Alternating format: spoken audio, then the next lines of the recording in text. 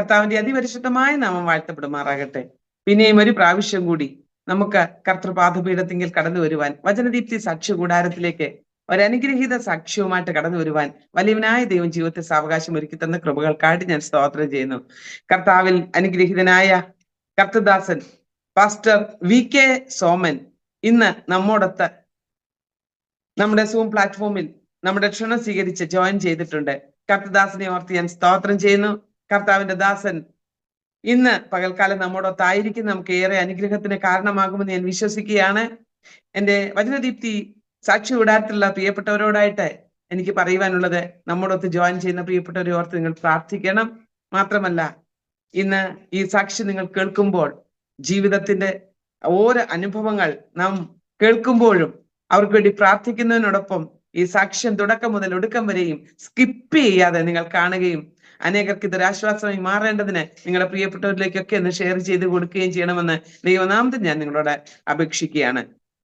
ഇന്ന് പകൽക്കാലം കർത്താവിന്റെ ദാസനെ വളരെ സ്നേഹത്തോടും ആദരവോടും കൂടി വചനദീപ്തി സാക്ഷി കൂടാരത്തിലേക്ക് ഞങ്ങൾ സ്വാഗതം ചെയ്യുന്നു. കർത്താവിന്റെ ദാസൻ ജോയിൻ ചെയ്തിരിക്കുന്നത് എവിടെ നിന്നാണ് എന്ന് പറഞ്ഞ് തന്റെ ബാല്യകാല സ്മരണകൾ, കർത്താവിന്റെ നാമത്തിന്റെ മഹത്വത്തിനു വേണ്ടി കർത്താവ് വിളിച്ച് വേർതിരിച്ച വിധങ്ങൾ, കർത്താവ് ചെയ്ത ഉപകാരങ്ങൾ, അനേക അത്ഭുതങ്ങൾ, ഇവയൊക്കെ കർത്താവിന്റെ ദാസനെ സാക്ഷിക്കുവാനുണ്ട്. അവയ്ക്ക് വേണ്ടി ഇന്ന് കർത്താവിന്റെ ദാസനെ ഈ കാര്യങ്ങളൊക്കെയും നമ്മുടെ വചനദീപ്തി സാക്ഷി കൂടാരത്തിന്റെ പ്രേക്ഷകരോട് ഷെയർ ചെയ്യുവാനായിട്ട് ഞങ്ങൾ വളരെ സ്നേഹത്തോടും ആദരവോടും കൂടി സ്വാഗതം ചെയ്യുന്നു. കർത്താവിന്റെ ദാസനെ തുടരാമല്ലോ. അനുഗ്രഹീതമായ ഈ നല്ല സമയത്തിനായി ദൈവത്തെ സ്തുതിക്കുന്നു. കർത്താവായ യേശു ക്രിസ്തു ജീവിതത്തിൽ ചെയ്ത നന്മകളും കർത്താവ് രക്ഷിച്ച വിധങ്ങളും ഒരു സാക്ഷ്യമായി പ്രസ്താവിക്കാൻ എനിക്ക് അവസരം ഒരുക്കി തന്ന ദൈവദാസി ബീന തോമസ് അവരോട് കർത്താവായ യേശു ക്രിസ്തുവിന്റെ നാമത്തിൽ ആദ്യമായി എൻ്റെ നന്ദി ഞാൻ രേഖപ്പെടുത്തിക്കൊള്ളട്ടെ. എനിക്ക് തുടർന്ന് പറയുവാനുള്ളത്, ഞാനിപ്പോൾ താമസിക്കുന്നത് പാലക്കാട് ജില്ലയിൽപ്പെട്ട അട്ടപ്പാടി കള്ളമല എന്ന സ്ഥലത്താണ്. ഇവിടെ ഇപ്പോൾ യഥാർത്ഥത്തിൽ ഒരു സഭയുടെ ശുശ്രൂഷയല്ല, ഇവിടെ താമസിച്ചുകൊണ്ട് കർത്താവിന്റെ വേല ഇവിടെ പരിസരങ്ങളിലൊക്കെ സുവിശേഷീകരണങ്ങളൊക്കെ നടത്തുന്ന ഒരു അവസ്ഥയിലാണ്. അങ്ങനെ ഞങ്ങൾ ഇവിടെ ഇപ്പോൾ പ്രവർത്തിച്ചുകൊണ്ടിരിക്കുന്ന ഞാനും കർത്താവിന്റെ ദാസിയും മാത്രമാണ് ഇവിടെ ഉള്ളത്.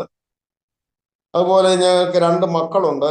മൂത്ത മോൻ സൈമൻ, അവൻ എറണാകുളത്ത് താമസിക്കുന്ന 2 കുഞ്ഞുങ്ങളുണ്ട്.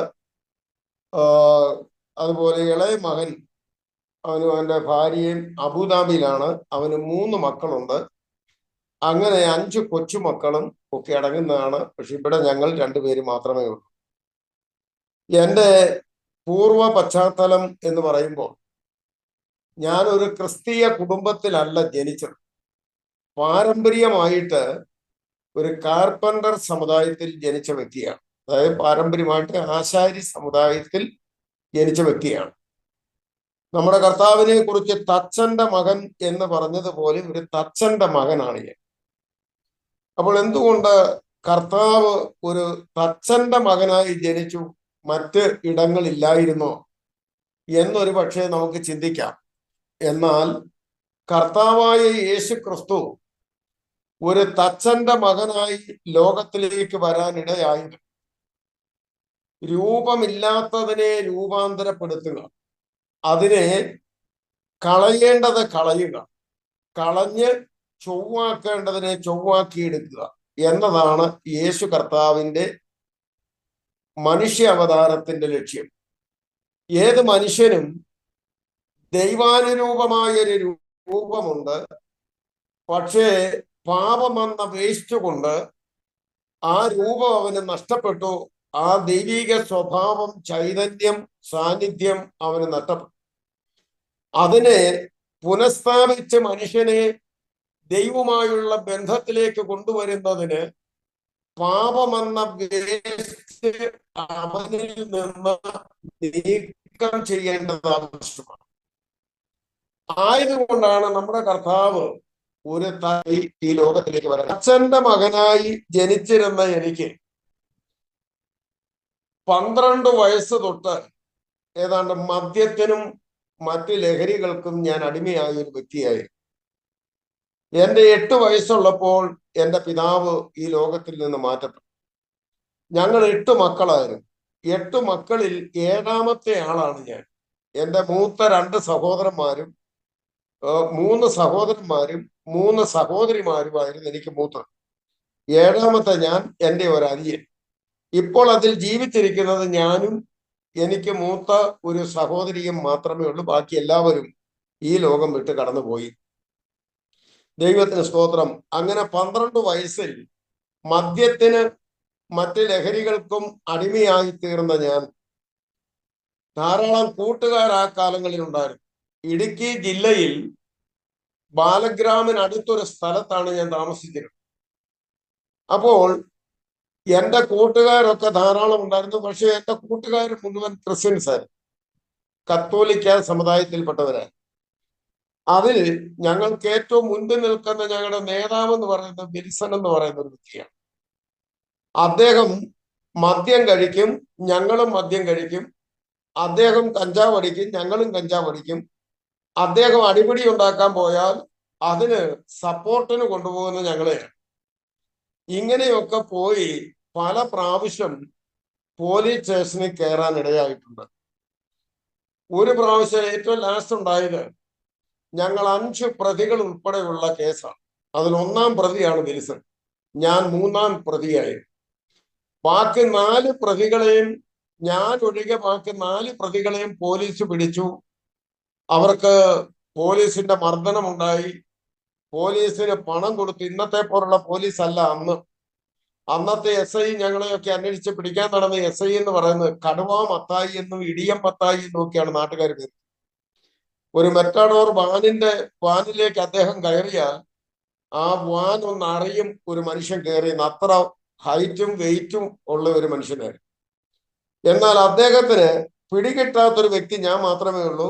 ഞാൻ അന്ന് ചങ്ങനാശ്ശേരിയിലേക്ക് പോയി. ഞാൻ അവിടെ കുറെ കാലം ഒളിവിൽ പാർത്തു. ഈ കാലങ്ങളിലൊക്കെ ഞാൻ 2-3 പ്രാവശ്യം ശബരിമലയ്ക്ക് പോയി.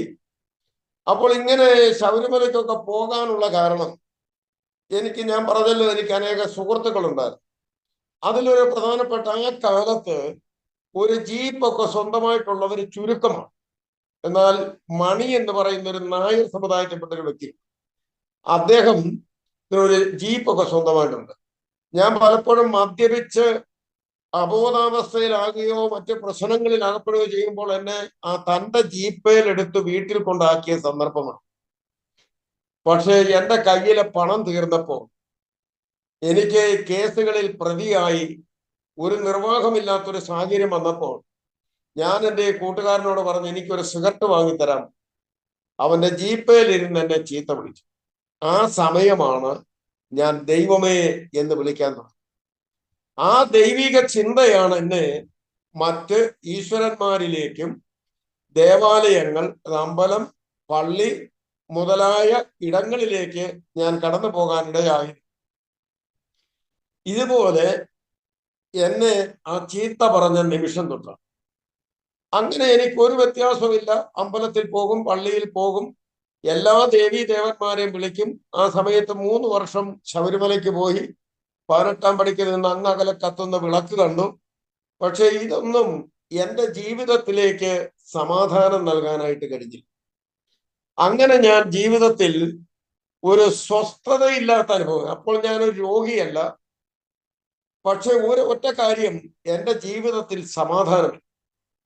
ഇങ്ങനെ സമാധാനമില്ലാതെ നടക്കുന്ന സമയത്ത് ഇടുക്കി ജില്ലയിൽ പൂപ്പാറ എന്ന് പറയുന്ന ഒരു സ്ഥലം, അവിടെ ഒരു ശിവക്ഷേത്രമാണ്. ഞാൻ അവിടെ ഇങ്ങനെ ചെല്ലുന്ന സമയം അവിടുത്തെ തിരുമേനി ഉഴവൂർ ശ്രീകുമാർ എന്ന് പറയുന്ന ഒരു തിരുമേനിയാണ്. ഒരു നല്ല മനുഷ്യൻ എന്ന് പറഞ്ഞാൽ നല്ല മനുഷ്യൻ.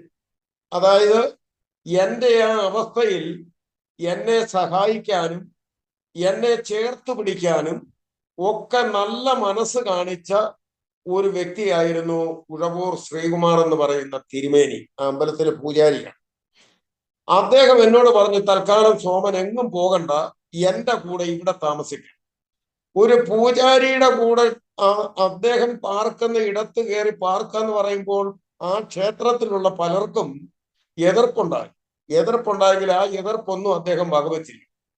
അങ്ങനെ ഞാൻ അദ്ദേഹത്തിന് ഒരു സഹശുശ്രൂഷകൻ എന്ന പോലെ തന്നോടുകൂടെ പാർത്തുകൊണ്ടിരിക്കുമ്പോൾ അദ്ദേഹം ഒരു ദിവസം എന്നോട് പറഞ്ഞു, സോമന്റെ വിഷയങ്ങൾക്കൊക്കെ ഒരു പരിഹാരം ഉണ്ടാകാൻ ഞാൻ പറയുന്ന ഒരു കാര്യം അനുഷ്ഠിക്കണം, ഒരു 12 തിങ്കളാഴ്ച വ്രതം അനുഷ്ഠിക്കാം. അപ്പൊ രാവിലെ എഴുന്നേറ്റ് സൂര്യൻ ഉദിക്കുന്നതിന് മുമ്പ് പുഴയിൽ പോയി മുങ്ങി സൂര്യ നമസ്കാരവും ചെയ്ത് ഉദയസൂര്യനെ കണ്ട് കയറി ക്ഷേത്രത്തിൽ വന്ന് അവിടെ തൊഴുതു നിൽക്കുമ്പോൾ തിരുമേനി നമ്മുടെ കൈയുടെ വെള്ളയിലേക്ക് ഒരു തുള്ളി വെള്ളം ഒഴിച്ചു തരും, പൂജിച്ച വെള്ളം. അത് വായിലൊഴിച്ചാൽ പിന്നെ വൈകിട്ട് 7:30 മണിയാകുമ്പോൾ ഒരു തേങ്ങ നേദിച്ചിട്ട് അതിലെ വെള്ളം തരും. അതേ കുടിക്കാൻ പാടുള്ളൂ, അതുവരെ നാക്ക് നനയാൻ പാടില്ല, നമ്മുടെ വായിലെ വെള്ളം പോലും ഉള്ളിലേക്ക് ഇറക്കാൻ പാടില്ല. അങ്ങനത്തെ വ്രതമാണ്. ഇങ്ങനെ വ്രതം അനുഷ്ഠിച്ച് മുമ്പോട്ട് വരുമ്പോൾ 10ാമത്തെ തിങ്കളാഴ്ച, അതായത് 12 തിങ്കളാഴ്ചയിൽ 10ാമത്തെ തിങ്കളാഴ്ച ഈ ദീപാരാധനയൊക്കെ കഴിഞ്ഞ് രാവിലത്തെ ആരാധന പൂജയെല്ലാം കഴിഞ്ഞ് ഞാൻ നിൽക്കുമ്പോൾ എന്നോട് 3 ചോദ്യം. ഈ ചോദ്യം മനുഷ്യനല്ല, അതായത് അശ്രീതി എന്ന ശബ്ദം അതെന്നെ പിന്തുടരുകയാണ്. ഈ 3 ചോദ്യം ഇങ്ങനെയാണ്. ഇപ്പോൾ എൻ്റെ കാതിൽ മുഴങ്ങുന്ന പോലെ എനിക്ക് ആ ശബ്ദം കേൾക്കാം. ആ ശബ്ദം എങ്ങനെയാണ്? 1, സർവശക്തനായ ദൈവമല്ലേ സകലതും സൃഷ്ടിച്ച ദൈവം ഒരു വിഗ്രഹത്തിൽ അടങ്ങിയിരിക്കും? ചോദ്യം 1. സർവശക്തനായ ദൈവം ഒരു വിഗ്രഹത്തിൽ അടങ്ങിയിരിക്കുമോ? ചോദ്യം 2, സർവശക്തനായ ദൈവമല്ലേ സകലതും സൃഷ്ടിച്ചത്? ചോദ്യം 3, സർവശക്തനായ ദൈവത്തിനു വേണ്ടി നീ എന്ത് ചെയ്തു? ഈ 3 ചോദ്യം, ഈ ചോദ്യത്തിന് മറുപടി കൊടുക്കാൻ നിർവാഹമില്ലാതെ ഞാൻ ആകപ്പാടെ ഉള്ള സമാധാനം കൂടെ നഷ്ടപ്പെട്ട് ഒരു പ്രാന്തനെ പോലെ ഞാൻ ആയിത്തീർന്നു. അവിടെ പൂപ്പാറയ്ക്കടുത്ത് മുള്ളന്തണ്ട് മലയെന്ന് പറയുന്ന ഒരു മലയുണ്ട്. ഞാൻ ആ മലയുടെ മുകളിലേക്ക് ഓടി. അപ്പൊ തിരുമേനി എഴുതി തന്ന കുറെ ശ്ലോകങ്ങളും പാട്ടുകളൊക്കെ എൻ്റെ കയ്യിൽ ഒരു കെട്ട് ബുക്കുണ്ട്. ഞാൻ ഇതും കൊണ്ടൊക്കെ ഓടി ആ മലയുടെ മുകളിൽ ചെന്ന് അന്ന് പകല് മുഴുവൻ ഒരു പ്രാന്തനെ പോലെ ഞാൻ ആ മലയുടെ മുകളിൽ ഓടി. അവസാനം അന്ന് സന്ധ്യയ്ക്ക് ഞാൻ ഒരു തീരുമാനമെടുത്തു. എൻ്റെ ജീവിതത്തിൽ ഇനി ഒരു കാലത്തും ഒരു വിഗ്രഹത്തെയും ഞാൻ ആരാധിക്കാൻ പോവുകയാണ്. മനുഷ്യന്റെ കൈകളാൽ നിർമ്മിക്കപ്പെട്ട ഒരു ദേവാലയത്തിലും ഞാൻ ഈശ്വരനെ ആരാധിക്കാൻ പോകത്തില്ല. പക്ഷേ പരമശിവൻ എൻ്റെ ഇഷ്ട ദൈവം, ആ പരമശിവനെ ഞാൻ ധ്യാനിക്കും. അപ്പോൾ ഇങ്ങനെ ഞാൻ ഒരു തീരുമാനമെടുത്ത മലയിൽ നിന്ന് ഇറങ്ങി വരികയും അങ്ങനെ മലയിൽ നിന്ന് ഇറങ്ങി വന്നതിന് ശേഷം ഞാൻ പ്രഭാതത്തിൽ 4 മണിയാകുമ്പോൾ എഴുന്നേറ്റ് പോയി ഒഴുക്കുള്ള വെള്ളത്തിൽ കാലും കൈയും ശുദ്ധി ചെയ്ത് ഞാൻ വന്നിരുന്ന് ധ്യാനിക്കും. ഓം നമശിവായം പറഞ്ഞ് ഇടപെടാതെ പറഞ്ഞ് അതിലേക്ക് ലയിച്ച് അതിനെ ധ്യാനിക്കുമ്പോൾ എൻ്റെ ഹൃദയത്തിലേക്ക് നല്ല പ്രകാശം, നല്ല നല്ല ഉപദേശങ്ങൾ എൻ്റെ ഹൃദയത്തിലേക്ക് വരാൻ തുടങ്ങി. നീ മദ്യപാനം നിർത്തണം, കഞ്ചാവ് വലി നിർത്തണം, മറ്റുള്ളവരോടുള്ള വാശിയും വൈരാഗ്യവും നിർത്തണം, ജീവിതത്തില് ദുഷിച്ച വശങ്ങൾ എന്തൊക്കെയുണ്ടോ അതെല്ലാം, അന്ന് ഭക്തി നിലനിൽക്കണമെങ്കിൽ ചാരായവും കഞ്ചാവും വേണം. അപ്പോൾ ഇതൊന്നും അല്ല ഭക്തി, ഇതെല്ലാം നീ ഉപേക്ഷിക്കണം. പക്ഷെ ഇത് പ്രായോഗികമാക്കാൻ എനിക്ക് കഴിയുന്നില്ല. അവസാനം ഞാൻ തിരുമേനിയോട് പറഞ്ഞു, ഞാൻ അമ്പലത്തിൽ പോകുന്നില്ലേലും ആ തിരുമേനിയോട് ഞാൻ പറഞ്ഞു ഇങ്ങനെ ഒരു സംഭവമുണ്ട്.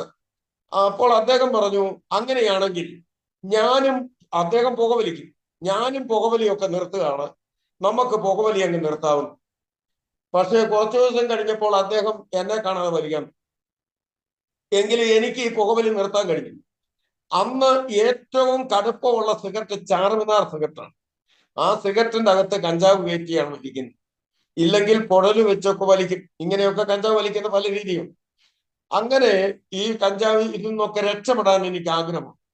പക്ഷെ ഇങ്ങനെ ഇരിക്കുമ്പോൾ ഞാൻ തിരിച്ച് എൻ്റെ വീട് ബാലഗ്രാമിനടുത്താണ്, ഞാൻ അവിടേക്ക് തന്നെ കടന്നുപോയി പക്ഷെ വീട്ടിൽ എനിക്ക് കയറാൻ ഒക്കത്തില്ല. വീട്ടുകാർക്ക് എന്നെ വേണ്ട. എന്റെ ജ്യേഷ്ഠനാണ്, ഫാദർ മരിച്ചതിന് ശേഷം എന്റെ രണ്ടാമത്തെ ജ്യേഷ്ഠനാണ്. അദ്ദേഹം കണ്ണിൽ കണ്ടാൽ അദ്ദേഹം അടിക്കും. അതുകൊണ്ട് അദ്ദേഹം വീട്ടിലോട്ട് ഞാൻ പോകാറില്ല. അതിനടുത്തൊരു കടയുണ്ട്, പാലാ ചാച്ചൻ എന്നാണ് അദ്ദേഹത്തെ എല്ലാരും വിളിക്കുന്നത്. ഞാൻ ആ കടയിലായിരിക്കും കിടക്കുന്നത്. ഇങ്ങനെ നാളുകൾ മുൻപോട്ട് പോയപ്പോൾ ഒരു ദിവസം രാത്രിയിൽ ഞാൻ ഉറങ്ങിക്കിടന്ന് ഞാൻ ചാടി എഴുന്നേറ്റ് ഒരു വെള്ള പേപ്പർ എടുത്ത്, എന്തിനാണെന്നൊന്നും എനിക്കറിയത്തില്ല, ഒരു വെള്ള പേപ്പർ എടുത്തിട്ട് അതിൽ ഞാൻ ചില വരികൾ എഴുതി. അതിങ്ങനെയാ എഴുതിയത്: പോകൂ പോകൂ വേദാന്തമേ, നിന്റെ കറുത്ത മുഖം കണ്ട് മുഷിയുന്നു ഞാൻ. പോകൂ പോകൂ സ്മരണകളിൽ എന്റെ ഹൃദയത്തിന്റെ മുറിവുകൾ ഉണങ്ങട്ടെ. ഇങ്ങനെ ചില വരികൾ എഴുതി വെച്ചിട്ട് ഞാൻ വീണ്ടും കിടന്നു. പ്രഭാതത്തിൽ ഞാൻ എഴുന്നേറ്റ് പൈലിച്ചൻ എന്ന് പറയുന്നൊരു പ്രിയ സഹോദരനുണ്ട്. അദ്ദേഹം എന്നെക്കാളൊക്കെ ഒത്തിരി പ്രായമുള്ളതാണ്. ഇന്ന് അദ്ദേഹം ഭൂമിയിലില്ല. അദ്ദേഹത്തിന്റെ അടുക്കിലേക്ക് ഞാൻ ചെന്നു. അദ്ദേഹം സിലോൺ പെന്തക്കോസ് എന്ന് പറഞ്ഞ ഇപ്പോഴത്തെ TPM എന്ന് പറയുന്ന പെന്തക്കോസ്, അന്ന് സിലോൺ പെന്തക്കോസ്, അതിലെ ഒരു വിശ്വാസിയാണ്. അദ്ദേഹത്തിന്റെ വീട്ടിൽ ഞാൻ ചെന്ന് അദ്ദേഹവുമായിട്ട് സംസാരിച്ചു. ഞാൻ മറ്റു പല കാര്യങ്ങളൊക്കെ സംസാരിച്ച് കഴിഞ്ഞിട്ട് ഞാൻ പറഞ്ഞു, ഇവിടെ എന്തെങ്കിലും പണിയുണ്ടോ, എനിക്ക് പണി തരാമോ? അപ്പോൾ അദ്ദേഹം പറഞ്ഞു, സോമന് ഞാൻ ഇപ്പോൾ എന്ത് പണി തരും? ഒരു തൊഴുത്തിന്റെ പണി ഉണ്ടായിരുന്നു, അതിന്റെ പണിയൊക്കെ സോമന്റെ അളിയൻ തന്നെയാ പണിത്. അതുകൊണ്ട് ഇവിടെ പണിയൊന്നും സോമന് തരാൻ പറ്റിയ പണിയില്ലല്ലോ, ഞാൻ ആശാരിയാണല്ലോ. അപ്പോൾ ഞാൻ അദ്ദേഹത്തോട് പറഞ്ഞു, എനിക്ക് ആശാരിപ്പണി വേണമെന്നില്ല, എന്ത് പണിയാണെങ്കിലും ഞാൻ ചെയ്യാം. അപ്പോൾ അദ്ദേഹം പറഞ്ഞു, ഞാൻ കണ്ടം കളയ്ക്കാൻ ഇറങ്ങി പോവുക, സോമന് വരാമെന്ന്. ഞാൻ പറഞ്ഞു വരാമെന്ന് പറഞ്ഞു. പക്ഷെ ഇതൊക്കെ എന്തിനാ ഞാൻ ചെയ്യുന്നതെന്ന് എനിക്കറിയത്തില്ല. അദ്ദേഹത്തിന്റെ കൂടെ ചെന്ന് ചില ദിവസങ്ങൾ, ഒരു 3-4 ദിവസം മുൻപോട്ട് പോയി. അപ്പോൾ അദ്ദേഹം എന്നോട് ശക്തമായിട്ട്, പണി നടന്നില്ലെങ്കിൽ അതാണ് അദ്ദേഹത്തിന്റെ ആ ആത്മഭാരം. ഒരു വിശ്വാസിയാണ്, പക്ഷെ ഒരു പാസ്റ്റർമാരെക്കാൾ ആത്മാക്കളെ കുറിച്ചുള്ള ഭാരമുള്ള ഒരു വ്യക്തിയായിരുന്നു അദ്ദേഹം എന്ന് എനിക്ക് പിന്നീട് മനസ്സിലാക്കാൻ കഴിയും. അദ്ദേഹത്തിന്റെ ഭാര്യ അതുപോലെ തന്നെ തീഷ്ണതയോടുകൂടെ നിൽക്കുന്നു. അവന് കൂടി വരുന്ന സഭയിലെ നല്ലൊരു ശതമാനം വിശ്വാസികളും ഈ പൈലിച്ചായനും അമ്മാമയും നിമിത്തം വിശ്വാസത്തിൽ വന്നവരാണ്. അദ്ദേഹം അത് എന്നോട് സുവിശേഷം പറയും, ഞാൻ അതിനെതിരുമാണ്. ഇങ്ങനെ പറഞ്ഞ് 4-ാമത്തെ ദിവസം അദ്ദേഹം വരുന്നൊരു പാട്ടുപാടി, കണ്ടത്തിന്റെ വരമ്പേൽ ഇരുന്നുകൊണ്ടൊരു പാട്ടുപാടി, എന്റെ ദൈവം മഹത്വത്തിൽ ആർദ്രവാനായി ജീവിക്കുന്നത്. ആ പാട്ടിന്റെ അടികൾ കേട്ടപ്പോൾ എനിക്ക് എന്തോ ഒരു സന്തോഷം തോന്നി, അതിനോടൊരു ആഗ്രഹം തോന്നി. ഞാൻ അദ്ദേഹത്തോട് പറഞ്ഞു, എന്നെ ഈ പാട്ടൊന്ന് പഠിപ്പിക്കാമെന്ന്. അദ്ദേഹം പറഞ്ഞു പഠിപ്പിക്കാമെന്ന് പറഞ്ഞു. ഒട്ടും മടിച്ചില്ല.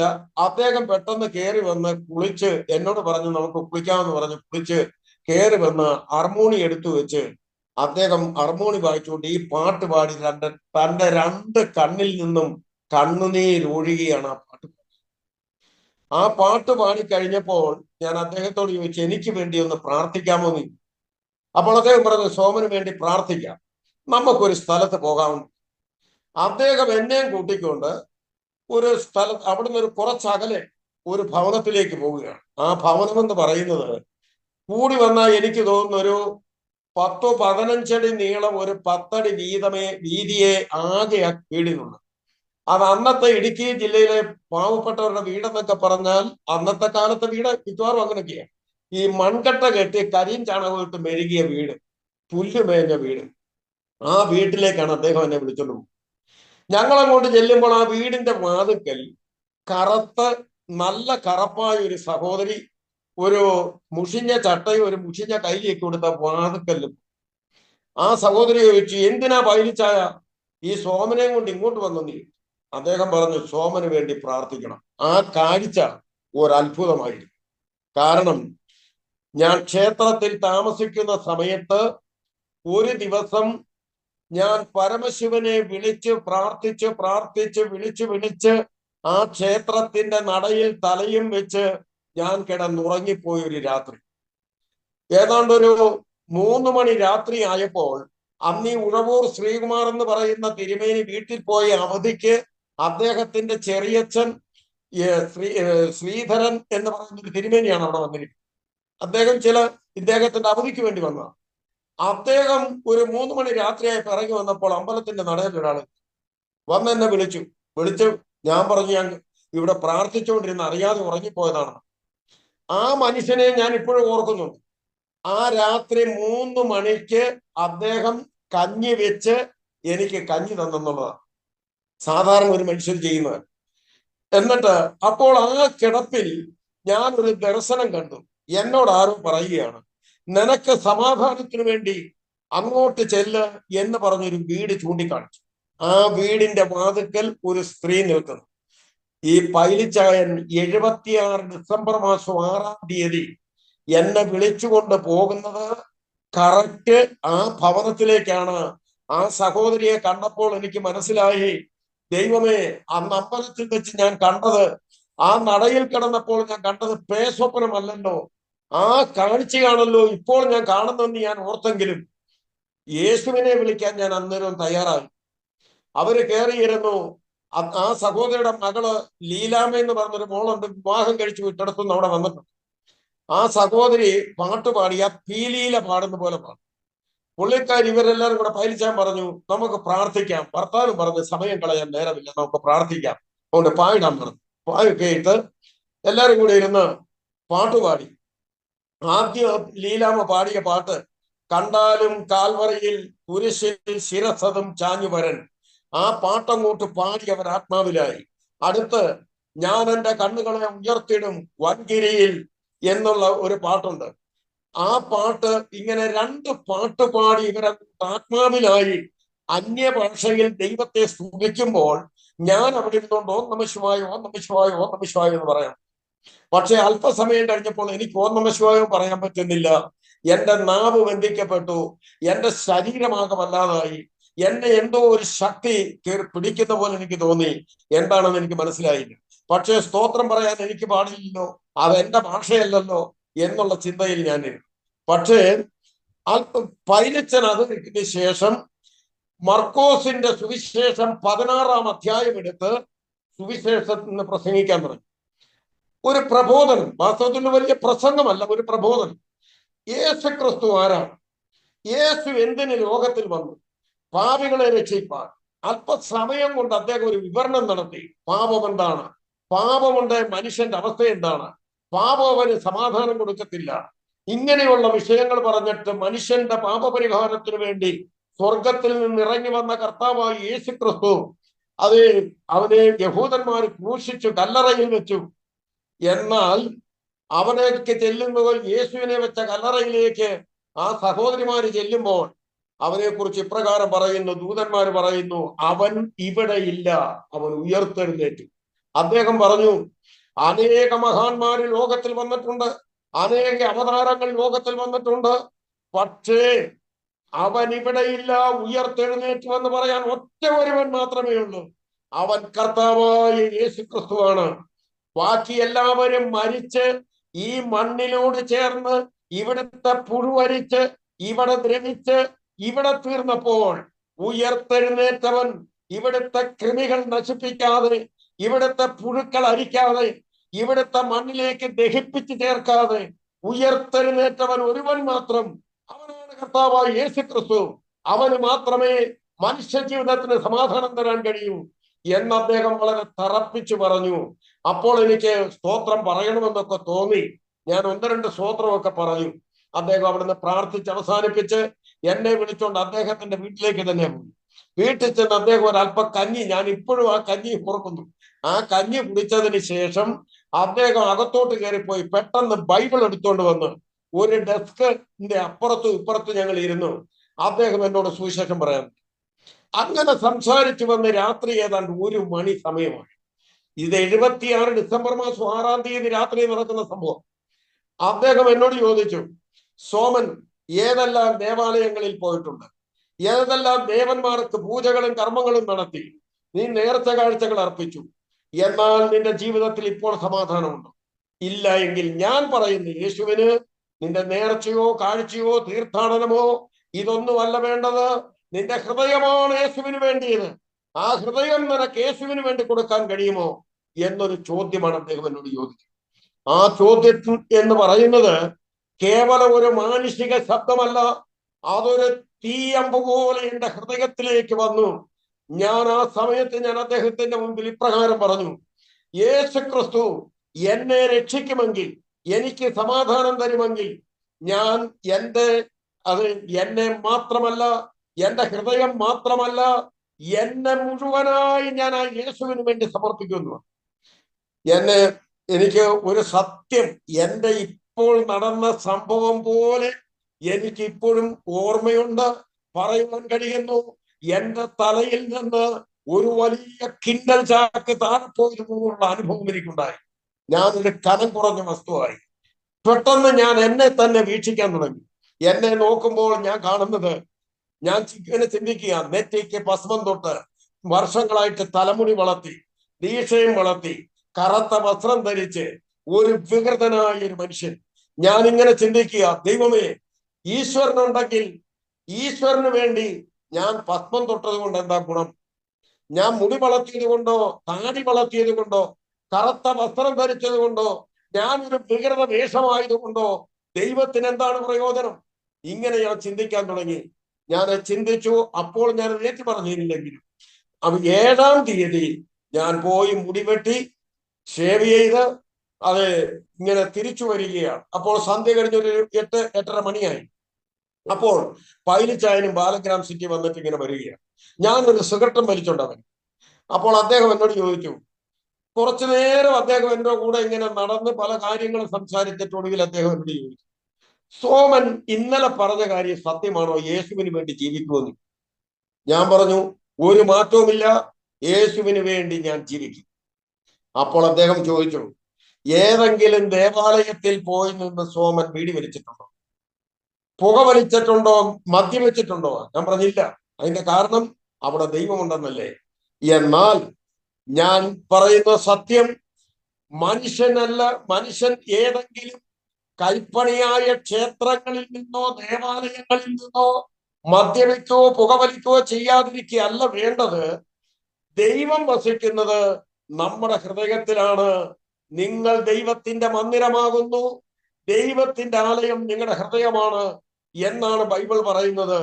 അത്യുന്നതനായ ദൈവം മനുഷ്യന്റെ കൈപ്പണിയായ ദേവാലയങ്ങളിലോ ക്ഷേത്രങ്ങളിലോ അല്ല വാസം ചെയ്യുന്നത്. അപ്പോൾ അവിടെ വെച്ച്, ആ പെരുവഴിയിൽ വെച്ച് എന്റെ മദ്യപാനം, കഞ്ചാവ് വലി, പുകവലി, ചീട്ടുകൾ, സകല പാപപ്രവർത്തികളും അവിടെ നിന്ന് എനിക്കറിയാവുന്നതെല്ലാം ഞാൻ ഏറ്റുപറഞ്ഞു ഉപേക്ഷിച്ചു. പൈലിച്ചായൻ എന്നെ വിളിച്ചുള്ള അന്നും അദ്ദേഹത്തിന്റെ വീട്ടിലേക്ക് തന്നെ വിളിച്ചു. വീട്ടിൽ ചെന്നപ്പോൾ പൈലിച്ചായന്റെ വൈഫ് ഇറങ്ങി വന്നു. ഞങ്ങളൊക്കെ ചേച്ചി എന്നാ വിളിക്കുന്നു. പുള്ളിക്കാരി വന്നിട്ട് ചോദിച്ചു, സോമൻ എന്തു പറ്റി? സോമൻ ഒരുപാട് വ്യത്യാസപ്പെട്ടു പോയല്ലോ. പൈലിച്ചായൻ പറഞ്ഞു, ഇന്നലെ സോമൻ ഇവിടെ വെച്ചെടുത്ത തീരുമാനം കർത്താവിന് വേണ്ടി ജീവിക്കാനാണെന്ന് പറഞ്ഞു. പുള്ളിക്കാരി സന്തോഷത്തോടുകൂടെ തുള്ളിച്ചാടി അകത്തോട്ട് ഓടിപ്പോയിട്ട് ഒരു ബൈബിൾ എടുത്തോണ്ട് പുറത്തോട്ട്. ആ ബൈബിൾ കൊണ്ടുവന്ന് എൻ്റെ ഈ തന്നപ്പോൾ, അന്നത്തെ പുതിയ ബൈബിൾ എന്ന് പറയുന്നത് ഒരു കട്ടി ബൈൻഡിട്ട പുസ്തകമാണ്.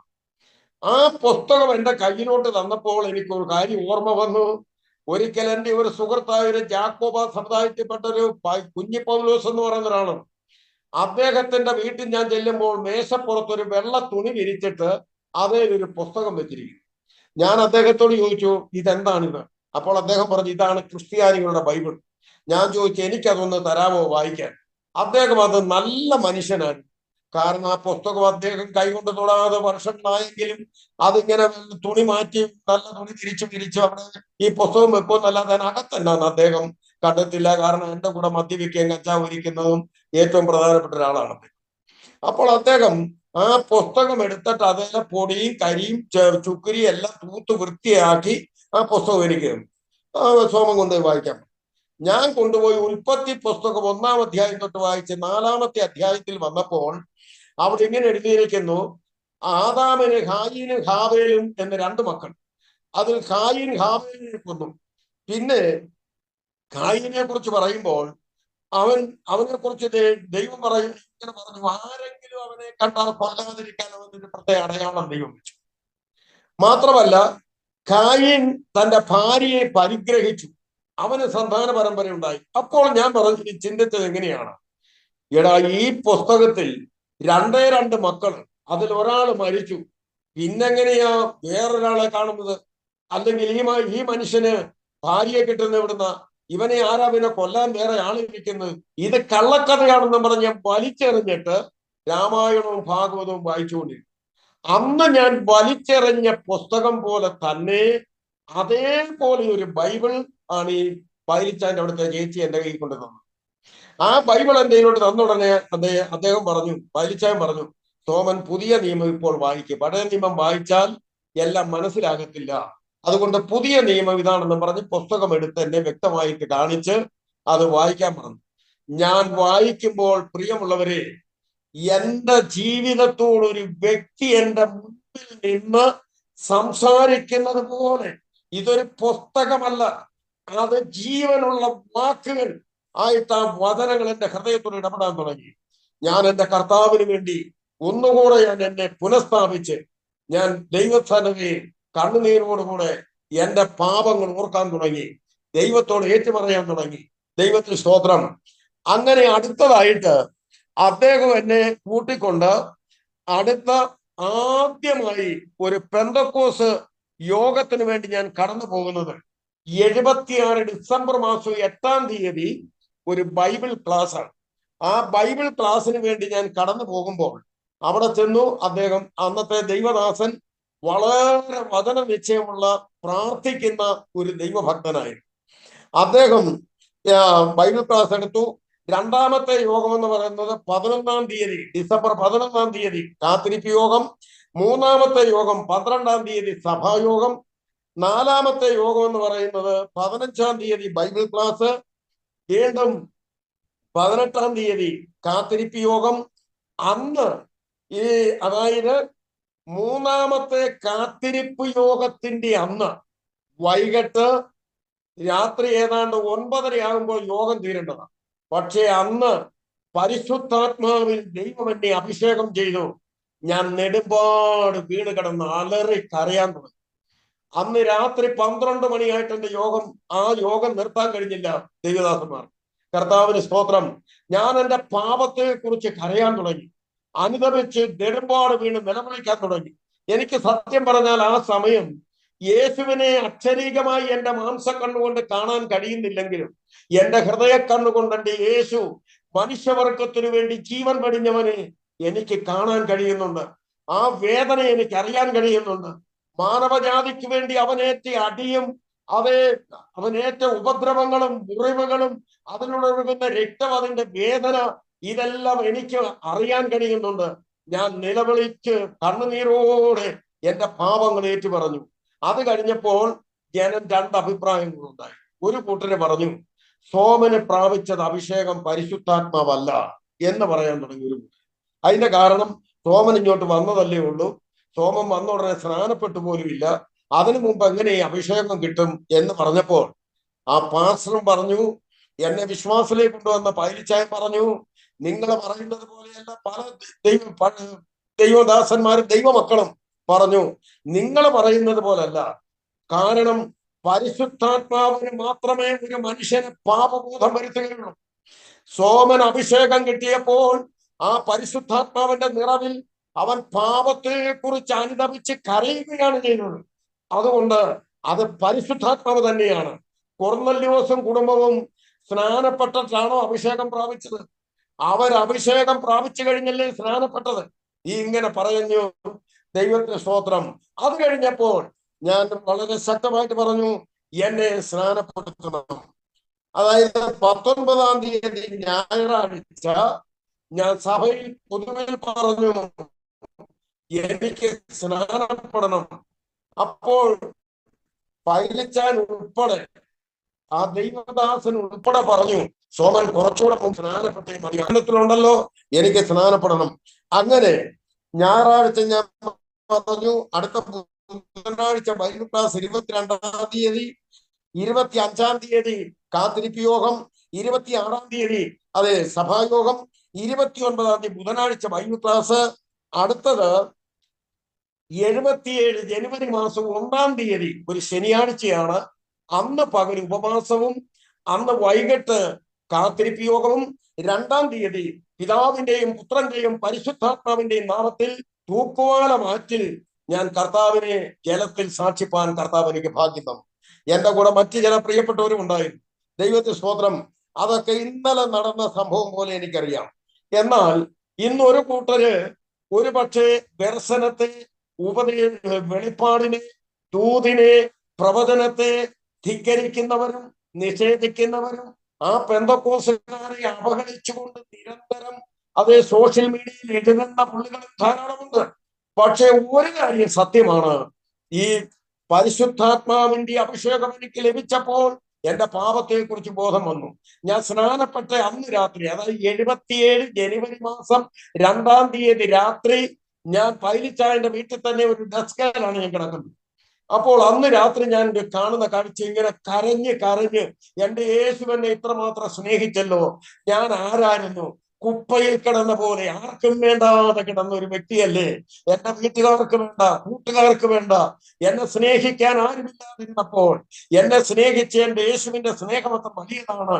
കരഞ്ഞ് കരഞ്ഞ് കരഞ്ഞ് ആ കരച്ചിലോടുകൂടെ ഞാൻ മയങ്ങിയപ്പോൾ ഞാനൊരു മനോഹരമായ കാഴ്ച കണ്ടു.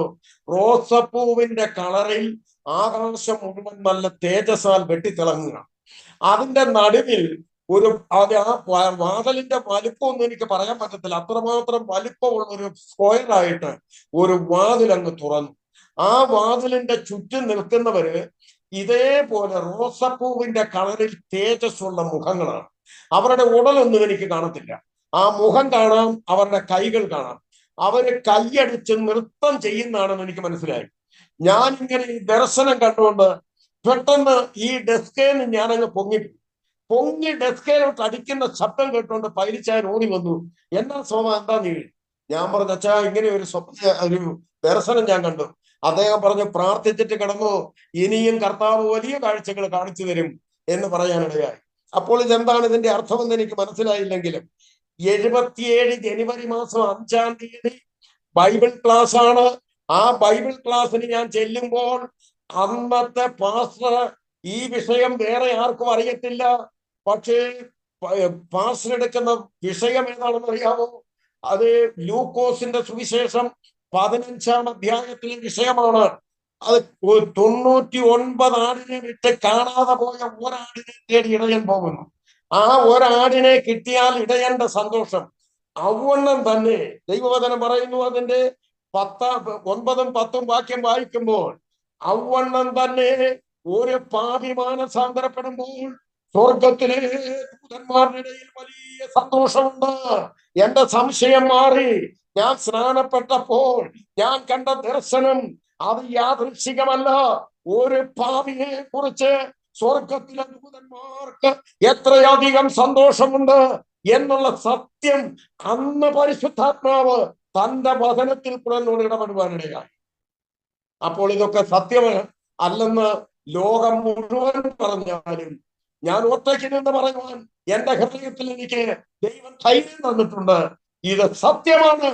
യേശു സത്യമാണ്, പരിശുദ്ധാത്മാവ് സത്യമാണ്, അഭിഷേകം സത്യമാണ്, പ്രവചനം സത്യമാണ്, വെളിപ്പാട് സത്യമാണ്, ദർശനം സത്യമാണ് എന്ന് പറയുവാൻ എനിക്ക് കഴിയുന്ന എന്റെ അനുഭവത്തോടു കൂടിയാണ്. ദൈവത്തിന് സ്തോത്രം. അതിനുശേഷമാണ് കർത്താവ് എന്നെ കർത്താവിന്റെ വേലയ്ക്കായിട്ടുള്ള വിളിക്കാൻ തുടങ്ങി. അവന് എന്തെങ്കിലും അവിടെ പോയി ഒരു ബൈബിൾ കോളേജിൽ പോയി പഠിച്ചാൽ ഒരു ഉപദേശിയാകാം, കാര്യം നടക്കുമല്ലോ, അങ്ങനല്ല ഞാൻ ചിന്തിച്ചു. എന്നെ കർത്താവ് വിളിക്കാൻ തുടങ്ങി, ദൈവ ശബ്ദം കേൾക്കാൻ തുടങ്ങി, വാക്യങ്ങൾ ദൈവം ദർശനത്തിലൂടെ തരാൻ തുടങ്ങി. ദൈവം എന്നെ തട്ടി എഴുന്നേപ്പിച്ചിരുത്തി എന്നെ സംസാരിച്ച സമയമുണ്ട്. കാരണം അന്ന് ഞാൻ കാർപ്പൻ്റർ വർക്കാണ്. 40 വർഷം പെന്തക്കോസ്തുകാരനായി ജീവിച്ചിട്ട് പിന്മാറി നിൽക്കുന്ന ഒരു പിന്മാറ്റക്കാരന്റെ വീട്ടിൽ ഞാൻ ജോലിക്ക് പോയി. ആ പിന്മാറ്റക്കാരൻ അന്ന് എന്നോട് പറഞ്ഞെന്താണെന്നറിയാം? എന്നോട് പറഞ്ഞു, എടാ ചാരായം കുടിക്കരുതെന്ന് ബൈബിളിൽ എഴുതിയിട്ടുണ്ടോ? ഉണ്ടെങ്കിൽ പോലും എനിക്കറിയത്തില്ല എവിടെ, കാരണം ഞാൻ വിശ്വാസത്തിലേക്ക് വന്നതില്ല. അദ്ദേഹം പറഞ്ഞു, ഇതൊക്കെ വെളിപ്പാട് പുസ്തകം എന്ന് പറയുന്ന യോഹന്നാൻ എന്ന് പറയുന്ന ഒരുത്തൻ ഏതോ പേസ്വപ്നം കണ്ടതാ. ഇതൊക്കെ ഒരു മനുഷ്യൻ പിന്മാറിപ്പോയാൽ അവന് എത്ര ഭയങ്കരനാണെന്ന് എനിക്ക് അന്നറിയത്തില്ല. ഇത് അദ്ദേഹത്തിന്റെ വീട്ടിൽ പണിക്ക് ചെന്ന അന്ന് പകൽ അദ്ദേഹം എന്നോട് സംസാരിച്ചത്. പിറ്റേ ദിവസവും ഞാൻ അദ്ദേഹത്തിന്റെ വീട്ടിലേക്ക് ആ ജോലിക്ക് പോകുന്നു. ഞാൻ അവിടെ ചെന്നു. അതിനുശേഷം അപ്പോൾ ഞാൻ ഒറ്റയ്ക്കൊരു റൂം എടുത്ത റൂമിലാണ് ഞാൻ കിടക്കുന്നത്. അത് തറയെ പാവിരിച്ച് ഞാൻ കിടക്കുക. ഫെയ്ത്തോമിന്റെ അടുത്താണ്. അപ്പോൾ ഞാൻ ഇങ്ങനെ കിടക്കുമ്പോൾ വെളുപ്പിനെ 4 മണിക്ക് ഞാൻ പ്രാർത്ഥിക്കാൻ എഴുന്നേറ്റില്ലെങ്കിൽ ആരെങ്കിലും ഒക്കെ ഇരുന്ന് ഡ്രം അടിക്കുന്ന പോലെ അങ്ങനെ എന്നെ എഴുന്നേൽപ്പിക്കും.